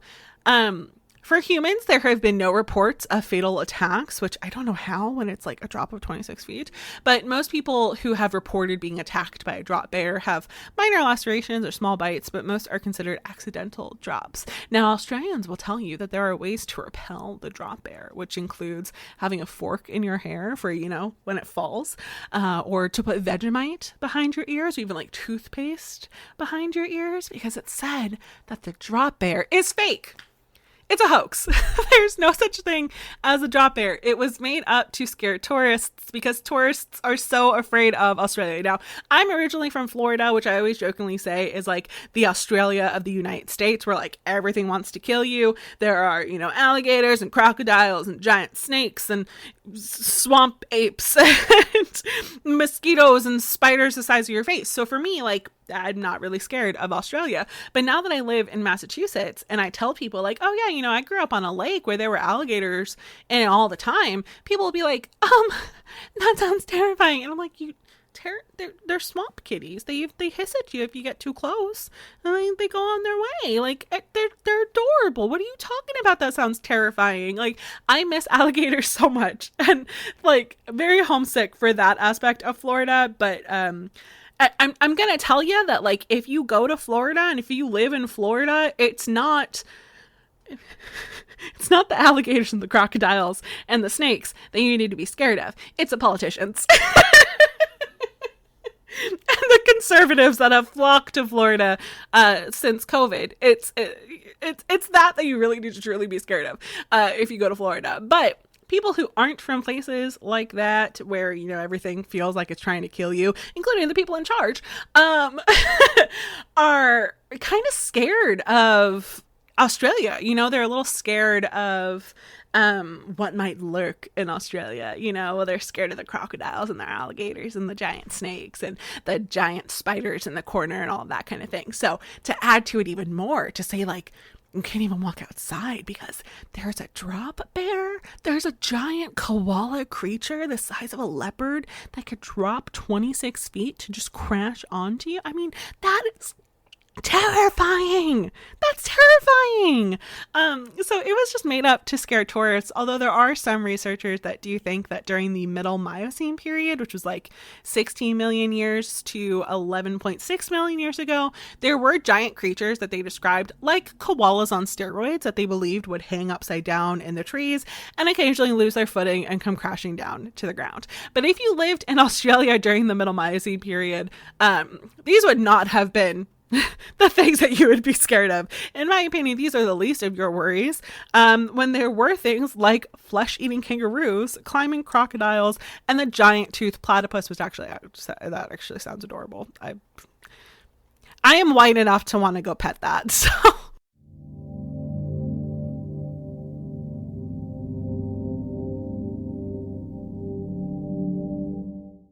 So the first sighting was in November of 2007 in the eponymous Fresno, California. A man named Jose, no last name, which is just always a great sign. It gives the story like a total authenticity that you just don't find in those like authentic academic sources. So anyway, Jose No Name is at home, and it's the middle of the night, and Jose's dogs just start going wild, and his security camera, like his security system, is going off, and he goes to check the camera, the feed from his security system, thinking like maybe someone's trying to break into his house or something like that. But instead he sees this strange creature that he compares to a pair of white pajama pants walking through his lawn. So the creature was about 2 to 3 feet tall, with long legs making up most of the entirety of its body, and it had like no arms and like a head, but like it wasn't very distinguished from the rest of its body. It pretty much was like a head with no torso and then just like 2 legs on the bottom of it. He ended up showing it to his brother, who said that when he went outside to investigate, he saw small footprints outside as well. Jose then sent this security footage to a local TV station, who called in a paranormal investigator named Victor Camacho to see if he could authenticate the footage. Camacho like went and interviewed Jose No Name and like looked into the whole thing himself, but he wasn't able to conclusively say one way or another if this was authentic or fake. This footage was later shown on the History Channel show Fact or Faked, which just totally sounds like really authentic history show, which is where the Fresno Nightcrawler gained a lot of its attention. And Fact or Faked too was not able to figure out if this was actually a real video or not. The next time a sighting was reported was in March of 2011 at Yosemite National Park, which is about 60 miles away from Fresno, California. So there had been some vandalism in the park recently. So the security guards had set up some cameras and caught these strange creatures.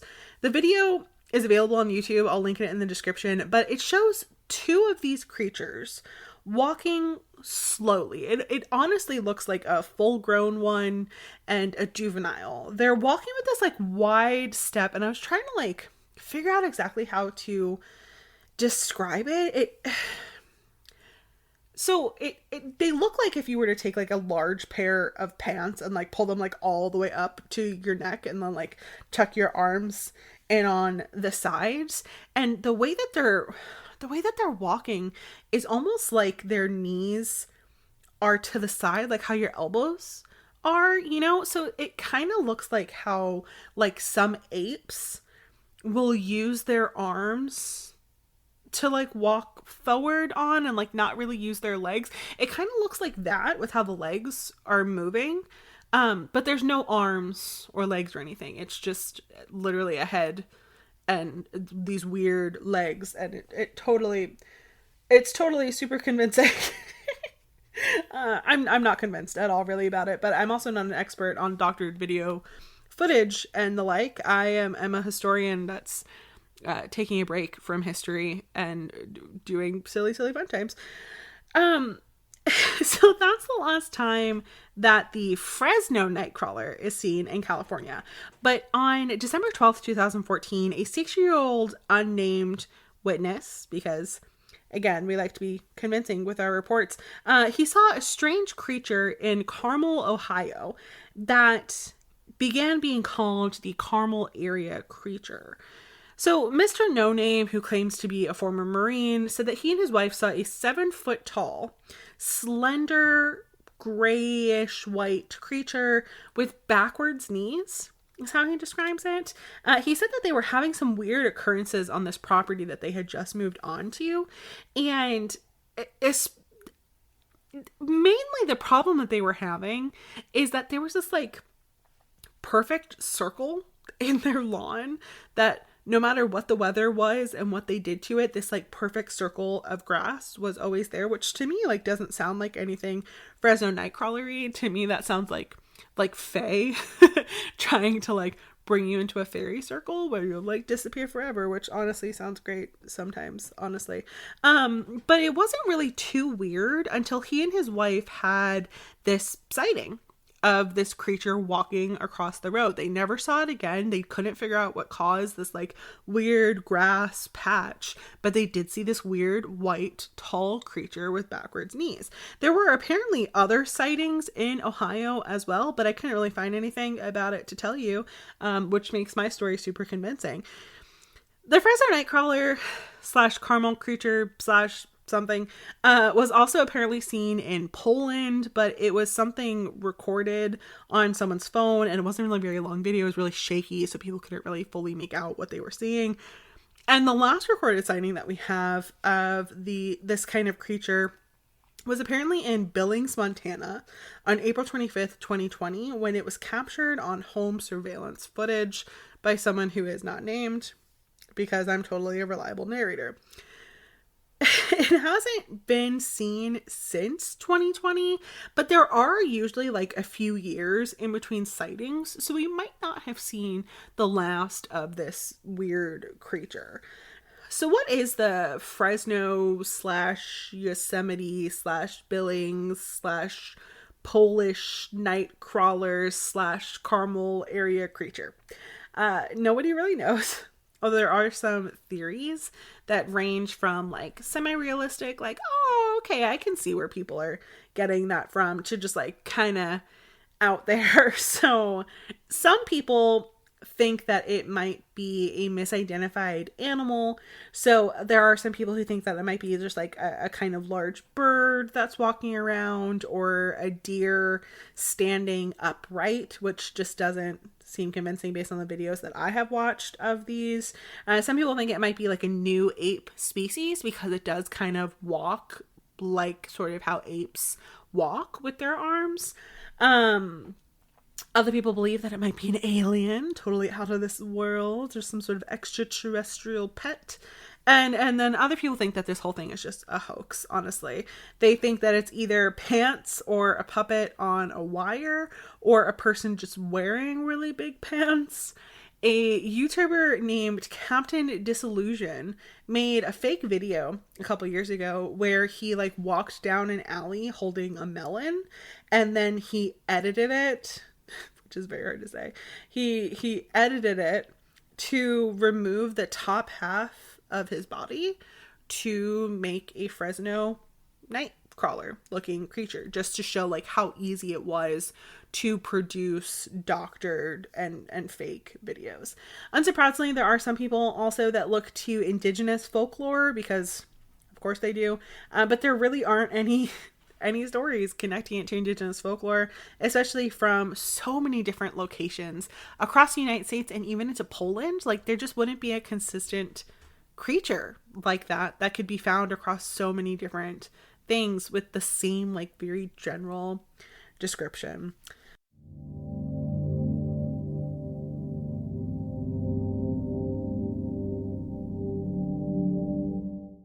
So the Loch Ness Monster, affectionately known as Nessie, is described as a long-necked serpentine creature with one or more humps on its back.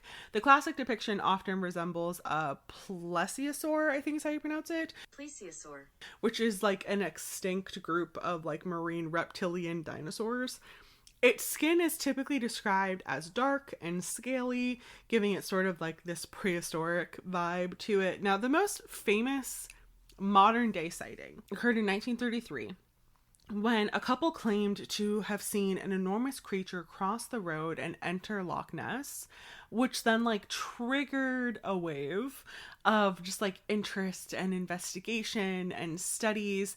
Over the year, there have been many alleged photographs of Nessie and even some videos of Nessie, but the most famous is referred to as the surgeon's photograph. This was taken the next year after that sighting with it crossed the road in 1934, which appeared to show the creature's long neck and head. This is that famous creature, that the famous picture. Like, I know that you've seen it. It's the one that's like always shown and associated with Nessie. So the story behind it is kind of interesting. So in April of 1934, a London-based physician named Colonel Robert Kenneth Wilson, which is why it's called the surgeon's photo, was visiting Loch Ness in Scotland. And while he was there, he saw a large serpentine creature rising out of the water. He grabbed his camera and he snapped a photograph real quick before it disappeared, and he showed it to people, and it circulated all around the world pretty much and became this phenomenon. This picture shows what appears to be a long neck and head of a dinosaur-like creature emerging from the water. It created this sensation. It was widely published in newspapers and magazines, and it became like the substantial evidence supporting the existence of Nessie. Because of this picture, there was a lot of interest. There was a lot of lore surrounding it. It boosted the tourism industry. There was a lot of speculation about what it could be. But in the 1990s, a guy named Christian Sperling came forward. He was the stepson of a man named Marmaduke Wetherell, who was apparently known for his like involvement in Nessie hoaxes. And Christian admitted on his deathbed that he and his stepfather had constructed a model of the Loch Ness Monster as that couple in 1933 had kind of described it. And they used a toy submarine and like a plastic head, and they put it into the water. And that is what Colonel Wilson saw when he took a picture of it. So he basically admits like this whole thing is a hoax, but that has not stopped people from believing, and that hasn't stopped like other people also saying that they've seen Nessie as well.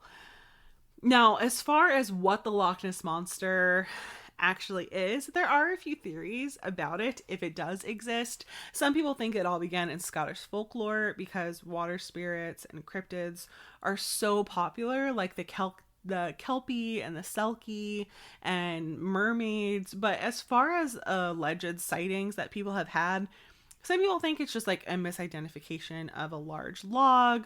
Other people think that it might be a school of fish or like an unusual wave pattern, but that doesn't really explain to me like a head and neck sticking out of the water. Some people think it actually is an ancient plesiosaur. Plesiosaur. It could be an alien for all we know. There is one more theory, but before I tell you that, it is a theory that I have heard circulated in my many years on this earth. But before I tell you what this random last theory is, I want to quickly mention some other river and lake monsters from around the world. So there is the Thames River monster in London, England. There's the Lariosoro in Lake Como, Italy. There's the I am going to butcher this. The Storjuret in Lake Storgen in Sweden. There's another one I'm going to butcher. The Lagarflot Sormuren in Lagerflot, Iceland. I pronounce that so bad. Lagerflot Sormuren. Apparently that. There's the Gloucester sea serpent up here in Massachusetts. There is Tessie in Lake Tahoe in the California, Nevada area. There's Champ, who's found in Lake Champlain, which is like the Vermont, New York, Canada area. There's Ogopogo in Okanagan Lake in British Columbia. Man, I am just winning with this pronunciation right now. There's the Ninki Nanka in West Africa. There's the Lakwada in East Africa, which I mentioned in passing in the Dingonek story. There is the Kasai Rex in the Congo River in Africa. There's the El Cuero in Argentina and Chile. The Nahualito in Argentina. The Hawkesbury River monster in New South Wales, Australia. There's the Bunyip in Australia. The Lake Tianchi monster in China. In Issy in Lake Ikeda, Japan. And I'm sure that there are more and more and more that I could pronounce even worse than I just pronounced all of those. And most of these are described, weirdly enough, really similarly to Nessie, with a large serpentine neck and humps resembling a plesiosaur, which leads to the weirdest theory that I have heard circulating in my time on this earth, which is that it's always been the same creature seen in all these places. And in fact, there are like interdimensional portals between space and time that are found in these lakes, because waters are always known to like hold magic and be sort of transitory areas and be conductors and all these kinds of things, right? So this is actually a theory that I've heard a few times. I also found it when I read Outlander. I believe it was in the first book. I read book 1 through 4 like really quickly. But I believe it was in the first book where she comes like face to face with the Loch Ness monster, and Claire is like, oh my god, it's a dinosaur, there must be stones in the loch just like the ones that I touched that sent me back in time, and that's probably what's going on here.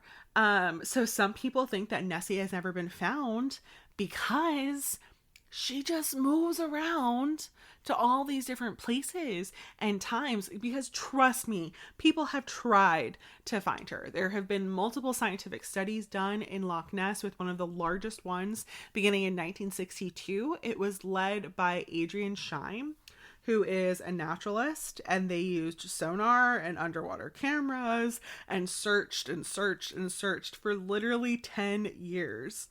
And never found anything. Although they had some interesting readings, nothing was conclusive. There was also Operation Deep Scan in 1987 that used sonar and depth sounding equipment that all came back inconclusive as well. There have been acoustic surveys, aerial surveys, environmental DNA studies. There's even a project continued by Adrian Scheim that is still going on today since the 1980s called the Loch Ness Project. And they use remotely operated vehicles and DNA samples and sonar and all the bells and whistles, but still have not come to any conclusive evidence that she exists over there. But they will keep searching. And I have to say, everyone always says that the Sasquatch is the world's hide-and-seek champion, but I mean, at least we have some evidence for the Sasquatch, right? I'd say that title of hide-and-seek champion should maybe go to Nessie, or whatever Nessie actually is. But maybe they're just looking in the wrong place. Or maybe just the wrong time.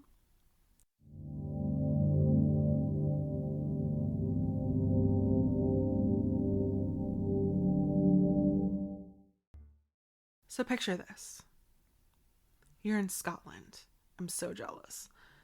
You're strolling along a Scottish loch so beautiful it's featured only in the likes of TikTok. You are literally living my dream. And in the distance, you see a majestic horse. Is this a movie that you're living in? I was sold at Scotland. You didn't need to add more to it. You approach this wild, darker colored horse with this beautiful flowing mane. Its eyes are so captivating. And for some reason, even though you've never ridden a horse before, you climb on its back. Nothing could possibly go wrong. This is the best day of your life. And the horse starts walking towards the water, a beachside stroll. How romantic. Where's Fabio and his flowing hair when you need him? But then the horse, it doesn't stop. It keeps going deeper into the water, and its legs have become fully submerged, and as its tail enters the water, you hear a clap of thunder right above your head. It sounds like it's coming from the water itself. And now it's getting a little weird. So you try to get off this horse, but you can't, because the hair that covers its body is sticky, and the more that you struggle against it, the more stuck you get, and the horse takes you deeper and deeper into the water, and you're never seen again, because you have become yet another victim of the Kelpie. I'm so sorry. That sounds really difficult that you went through that, but at least it happened in Scotland. Thoughts and prayers to you and your family.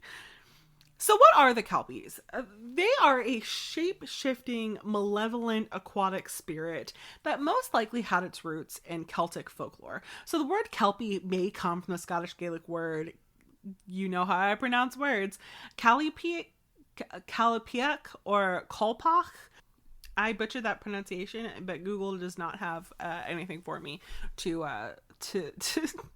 pull off of. But those words that I very awfully pronounced translate to like cult relatively. So the Kelpie typically takes the shape of a horse to lure people in. They're typically black or dark brown or gray, and they're said to have hypnotic eyes that just draw you in.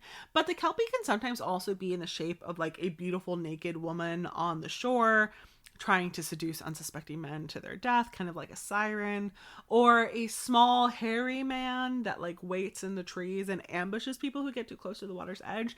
There aren't any like contemporary sightings of the Kelpie, so it sort of runs the line between being like a Celtic mythological creature, but they are associated with specific lochs in Scotland, like the River Spey, and even Loch Ness, which just makes me want to go even more. So some people think that these may be Celtic water spirits originally, like where the story comes from, or it may have just been like a cautionary tale to try and keep children away from the water. The Kelpie is so popular that in Scotland in 2014, they revealed two 30-meter high horse head sculptures in Helix Park in Falkirk, Scotland, called the Kelpies. But another popular water shapeshifter that you'll see or you'll hear stories of in Scotland is the Selkie. So the Selkie is a seal-like creature that can shed its skin, and when it does, it turns into a beautiful woman. They often do this so that they can like sunbathe on the rocks, and they'll hide their hides while they're in this human form and then like put them back on to return to the sea. But if something were to happen to their hide, they could never return. The most well-known story is the Selkie Bride. There are multiple variations of it, but it basically tells a story of like a fisherman, or sometimes it's like a lonely coastal dweller or whatever, who comes upon this beautiful woman, naked woman, sunbathing on the rocks, and he's just like drooling and salivating and foaming at the mouth, and he just like has to have her. He has to possess her. He has to own her, because this is an old story, and that's what you do with women, right? They're all property at the end of the day. But like, she doesn't know any better, and it becomes this like whirlwind love affair. And I guess eventually one day he like arrives early and sees her shedding her skin, or somehow figures out that she is a Selkie, and in an incredibly selfish betrayal of her trust, he steals her hide and stows it away somewhere, which traps her forever in human form, and traps her forever kind of to this random man, because this is all she knows of this life, right?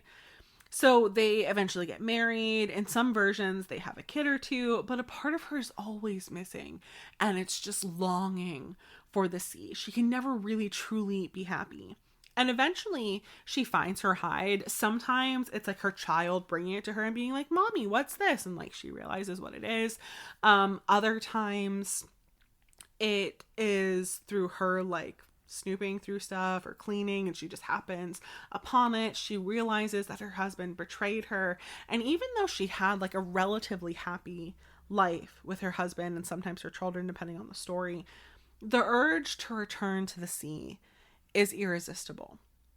And eventually she succumbs to it. And her husband and her children watch from the shore as she swims away, never to be seen again. And they are just so heartbroken over the entire thing. Like the Kelpie, there aren't really any like contemporary sightings of the Selkie, but there are some places that are strongly associated with them, like the Orkney Islands and the Shetland Islands off the coast of Scotland. There are also some Irish stories, specifically in Donegal and Kerry, that have to do with Selkies. And even in Iceland and the Faroe Islands off the coast of Denmark, they have stories about the Selkie, or at least creatures that are really similar to the Selkie. As far as origins go for the Selkie, a lot of people believe that it stands basically for the sea, the ever-changing body that it is, and the irresistible longing that you'll find in maritime communities. It could also be like the lost loves that get lost in the sea, you know, that you just watch go off and then they never return. But it also speaks a lot on like love and longing and a sense of home. It's also tragedy and unpredictability, and knowing that there are some things in the world that are wild and magical that cannot be controlled or possessed, no matter what you do to try and hold them down.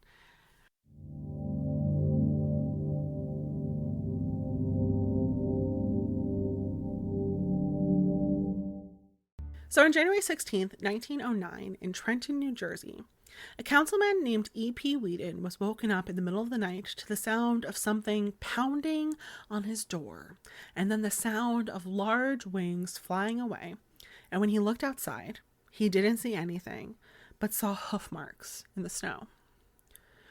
Over the next 5 days, other people in the area started having similar experiences, seeing the same kind of prints and hearing weird noises that one person described as like a phonograph record scratch combined with a factory whistle.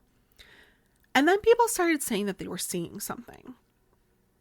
In Bristol, Pennsylvania, really just over the border, about 20 minutes away, the postmaster, E.W. Minster, said that he saw a weird creature that he described as crane-like. He said that it had a long neck and huge wings with the head of a ram, and said that it seemed to just glow a little bit.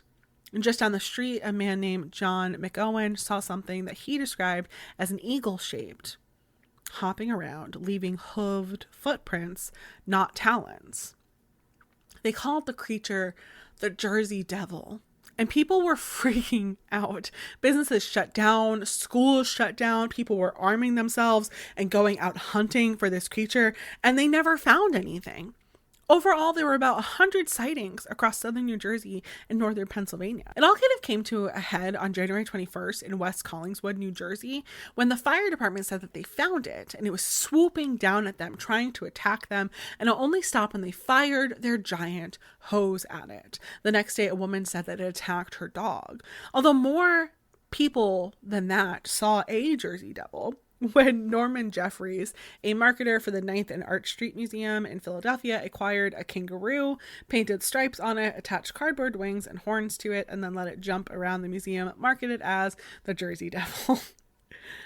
Now, 1909 is not the first time that this creature was seen. There are supposedly some stories from the colonial days surrounding it that I'll talk about here in a couple minutes, because I have issues with them. But Joseph Bonaparte, the brother of the Napoleon Bonaparte, apparently saw this creature while he was hunting on his estate in Bordentown, New Jersey in the 1820s. In the 1840s, the Jersey Devil was blamed for multiple livestock killings, and people were hearing strange noises. And even after 1909, there were sightings and reports. In 1925, a farmer killed an unidentifiable creature. In 1937, there were sightings similar to it in Pennsylvania. In 1951, some teenagers, because of course there's always teenagers, saw something matching the description, and some sightings are still even seen today. But the thing is that it seems like really any unidentifiable creature in New Jersey is said to be the Jersey Devil, which is just not the case. The Jersey Devil is very specific in its description and its lore, but it's kind of become like a mascot in New Jersey. In 1938, it was designated the official state demon, and a hockey team even named itself the New Jersey Devils after it, although I'm disappointed the mascot is a red devil and like not the actual Jersey Devil, like, because how fucking boring is that? So, what is the Jersey Devil? So, according to my most reliable source ever, Wikipedia, I told you in the first episode not to judge my sources. I am serious in every other episode. Cryptmas is just silly, silly fun times. Okay, so I feel you judging me for it. I'm judging myself for it. But like, according to Wikipedia, my extensive and highly impressive search on Wikipedia, specifically the cryptid wiki page, which is totally a thing and now like my favorite site to get lost in a rabbit hole in, the Lenape people who lived in this area called the land Popuessing, which apparently means place of the dragon. But the Lenape people had a creature called the Msing, which was a deer creature with leathery wings. Later settlers also called this area Drake Kill, with Drake meaning dragon and Kill apparently meaning like creek. So let's address it, okay? As far as reliable sources go, I couldn't really find this corroborated on any legitimate websites. It's mostly articles also quoting Wikipedia, and I also couldn't find anything about Drake Kill. So that's why I'm acknowledging that I got this from Wikipedia. It is not a reliable source. I'm not going to say that any of that is true. I did find a Lenape spirit called the Msing, but it isn't a cryptid. It's like a medicine spirit and a nature spirit that ensures balance. They say they were a protector of all animals in the forest and is usually associated with deer. They are an important part of the Lenape traditions and rituals. They're usually shown as a face that's like half black, half red, often in humanoid form, who rides the forest on a deer, punishing those who disrespect the forest and helping those who are good. So, not the Jersey Devil. Imagine that. Wikipedia not being reliable.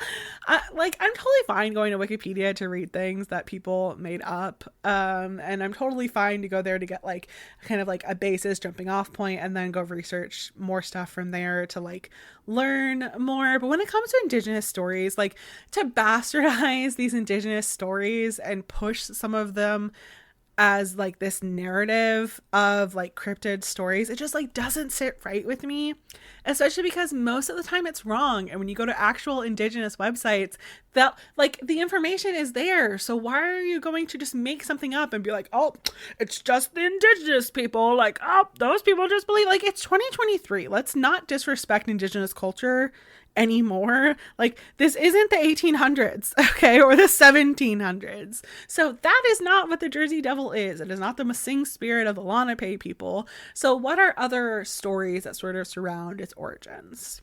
Well, according to the New Jersey government website, which was a very interesting thing to read about on a government website, there are a couple stories about the Jersey Devil. One says that there was a young girl who fell in love with a British soldier and got pregnant and was cursed by the town. Another one says that it was a Romani woman who cursed a pregnant woman when she refused to help her. But the most popular story that you'll see is from 1735 in Leeds Point, southern New Jersey, with a woman known as Mother Leeds. Now, my very totally reliable sources of of Wikipedia say that this is probably Deborah Leeds, whose husband was Japhet Leeds, although some people said that she was also a lover to the devil himself because she was a witch. And me, being a historian of witchcraft, I was immediately like, whoop, okay, this story just became my favorite story. Witchcraft and cryptids, like, combine my favorite things. So the story continues that soon she became pregnant with her 13th child, but she didn't want a 13th child, which, I mean, I understand. So it says that she cursed the child in her womb in frustration, although there are some versions of the story that the fetus was the result of an unholy union with the devil. And when she gave birth, she apparently said, "Oh, let this one be a devil," and the child was not human. Some versions of the story say that it was born totally normal and then it transformed, while others say that she just gave birth to a monster. So this creature, whether born this way or transformed into this, had the face of a horse with horns on a long neck. It had bat wings and a forked serpent-like tail. It was bipedal, but at the end of those legs were hooves. And immediately it began attacking everyone in the room before it flew up the chimney and flew out to the pine barrens, and every now and then would emerge to eat small children. And a priest was even brought in to exorcise the monster from the forest that became known as the Leeds Demon.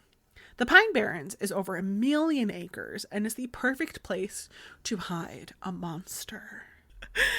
I'm gonna take off the cryptid hat and I'm gonna take off the conspiracy theory hat for a moment. I'm gonna put my historian hat back on, which is a lot cuter than you think it is. And I'm gonna say that I think that I have a couple issues with the story as a historian of witchcraft. We can have happy fun times and silly fun times, but as a historian of witchcraft, I'm gonna say just saying some of these things, it doesn't bring it to the full potential of witch folklore, right? So saying that the number 13 is significant, in the stories that I read, it's just oh God, she just didn't want a 13th child. Oh my God, who would want a 13th child? She already had 12. Come on, people struggle with one. I'm people. So I just think that that doesn't push it as far as it can into the witch folklore. So for anyone who doesn't know, the number 13 is unlucky, why we have Friday the 13th and everything. And I believe that for the most part, it comes from Judas being the 13th person to sit at the table at the Last Supper. And the reason why Friday the 13th is unlucky is because Jesus is said to have been crucified on a Friday. And so when you have Friday and then you mix it with the 13th, that's why it's unlucky. But the number 13th and 13 in general has just been considered unlucky because Judas was the 13th person to sit at the table and he was the one who betrayed Jesus, right? So if this pregnancy was said to be the product of her relationship with her husband and she was a witch, it would make sense that she would offer this child to the devil, unlucky 13, that's for you, boo. But then if she was lover to the devil, it also makes sense that this 13th child would be the product of the union between the two as a sort of mockery of Christianity, hinting maybe at ideas that this would even be the Antichrist, the one who would bring down Jesus, usher in the end of the world. You could have gone so much farther with the witch folklore to make it actually make more sense than just her being oh God, I don't want a 13th child, right? So that's me coming from a historian of witchcraft lens, understanding the religious and social history that goes along with that. There are other historians who have issues with this story as well. So I know that this story and this series is not something that is deemed academic, but this part now is going to be academic. This comes from a scholarly reviewed articles and books written by an actual historian named Brian Regal, who has a completely different theory as to the birth of the Jersey Devil, and it not really being something coming from witch folklore. And he writes all about it in a book titled The Secret History of the Jersey Devil, How Quakers, Hucksters, and Benjamin Franklin Created a Monster. Now, I haven't had the chance to read this one yet, but I did buy it and I plan on reading it in a couple days when I'm done with school, probably. But I did find an article written by Regal where he gives a brief explanation about his theory behind the Jersey Devil that he elaborates on in his book. So he starts by saying, like, nothing is substantiated. There is no evidence. And the evidence that you do find on the internet is mostly just people, like, going round and round in circles, regurgitating the same things that they see on Wikipedia. And now I'm part of that problem, okay? So let me try and fix it. He says that the reality of the Jersey Devil actually goes back to the early 1700s. So New Jersey, as it's now known, was originally colonized by Henry Hudson, who claimed the land for Holland and called it the New Netherlands.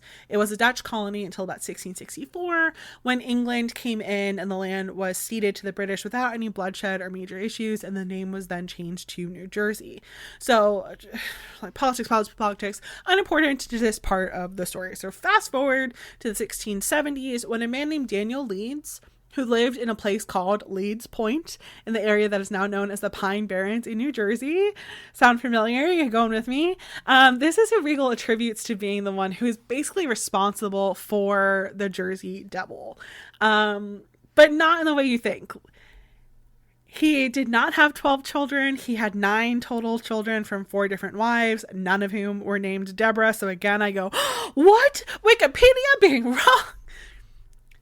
David Leeds, like most of the other people who lived in New Jersey and Pennsylvania during this time period, was a devout Quaker, which brings a whole like exorcism thing into question as well, because like Quakers didn't believe in exorcism or like even really have clergymen. So a priest performing an exorcism on the barren pines, like, that doesn't make sense either. Just again, going against these stories is what critical thinking is important. So Daniel Leeds became a land surveyor in 1687 and began publishing an almanac, but some people felt that the language that he used in this almanac, specifically surrounding the astrological data that he was coming up with, was too pagan for the Quaker community. So he apologized to the community, but a determination was still made by the Quakers and by, like, you know, the Quaker meetings to gather up all the copies of his almanac and destroy them. And this upset Leeds so much that he ended up breaking with the Quakers. In 1688, he published a book called The Temple of Wisdom, where he basically started making up his own ideas about the universe and astrology and magic and angels and devils. He wasn't like a witch or dark magician or anything, but he did think that astrology was the answer to a very deeper understanding of God and Christianity and the world, and the Quakers were very against this too, and were like suppressing and destroying the Temple of Wisdom, which led to him publishing just like anti-Quaker books and pamphlets that literally get responses from George Fox, who was the founder of Quakerism. The Quakers start saying that he's evil, and eventually begin saying that Leeds is working with the devil, which is only amplified when he then converts to Anglicanism. While all this is going on, Leeds starts to get like really involved in local politics, and in 1702, when Lord Berkeley Edward Hyde, an Anglican, became the governor, Leeds was appointed to his council. And all the while, Leeds was continuing to publish this almanac until he retired and turned it over to his son Titan in 1716. Titan eventually redesigned the masthead of the almanac to include the Leeds family crest, which was a wyvern, an animal with a horse-like face, clawed feet, and bat wings. Doesn't that sound familiar? And it's something that I didn't think I was going to be saying when I started researching this whole like cryptid series. Enter Benjamin fucking Franklin. The only man who signed every document that freed America from Britain. Inventor of swim fins, the lightning rod, the Franklin, Pennsylvania stove, the flexible catheter, a 24-hour 3-wheel clock that was much simpler than other designs of the day, bifocals, the discoverer of that electricity exists in storm clouds, founder of the first circulating library, the first volunteer fire department, the first learned society, founder of the first liberal arts academy, founder of the first public hospital, founder of the first mutual insurance company, the person who first like proposed that we have daylight savings, the person who improved street lights, all of these things, right? This was according to the Visit Philly website directly. I literally just like went through this list of like all of the contributions of Benjamin Franklin. Also contributor of the Jersey Devil, potentially. So in 1732, Benjamin Franklin began publishing the Poor Richard's Almanac, and one of his biggest competitors was Titan Leeds and the Leeds Almanac. In the 1733 edition of Poor Richard's Almanac, Franklin decided to just go straight to attacking Titan, and he said that on October 17th of 1733, Titan Leeds would die. Now, Franklin was just fucking with Titan, but Titan was not amused, probably taking astrology fairly seriously, and began attacking Franklin in his almanac, calling Franklin a fool and a liar. Franklin continued to fuck with Titan Leeds and basically said that the Titan Leeds that he knew would never reduce himself to using such insults. And besides, according to his calculations, Titan was supposed to be dead, so it must be a creature from the spirit world who is making these comments on Leeds' behalf. And then he actually received much abuse from the ghost of Titan Leeds. And it was within this time period that the story of the Leeds Devil begins emerging. And the rest is sort of like crypto history, if you will, with the name eventually just becoming the Jersey Devil. But what explanation do we have maybe for the 1909 occurrences and sightings?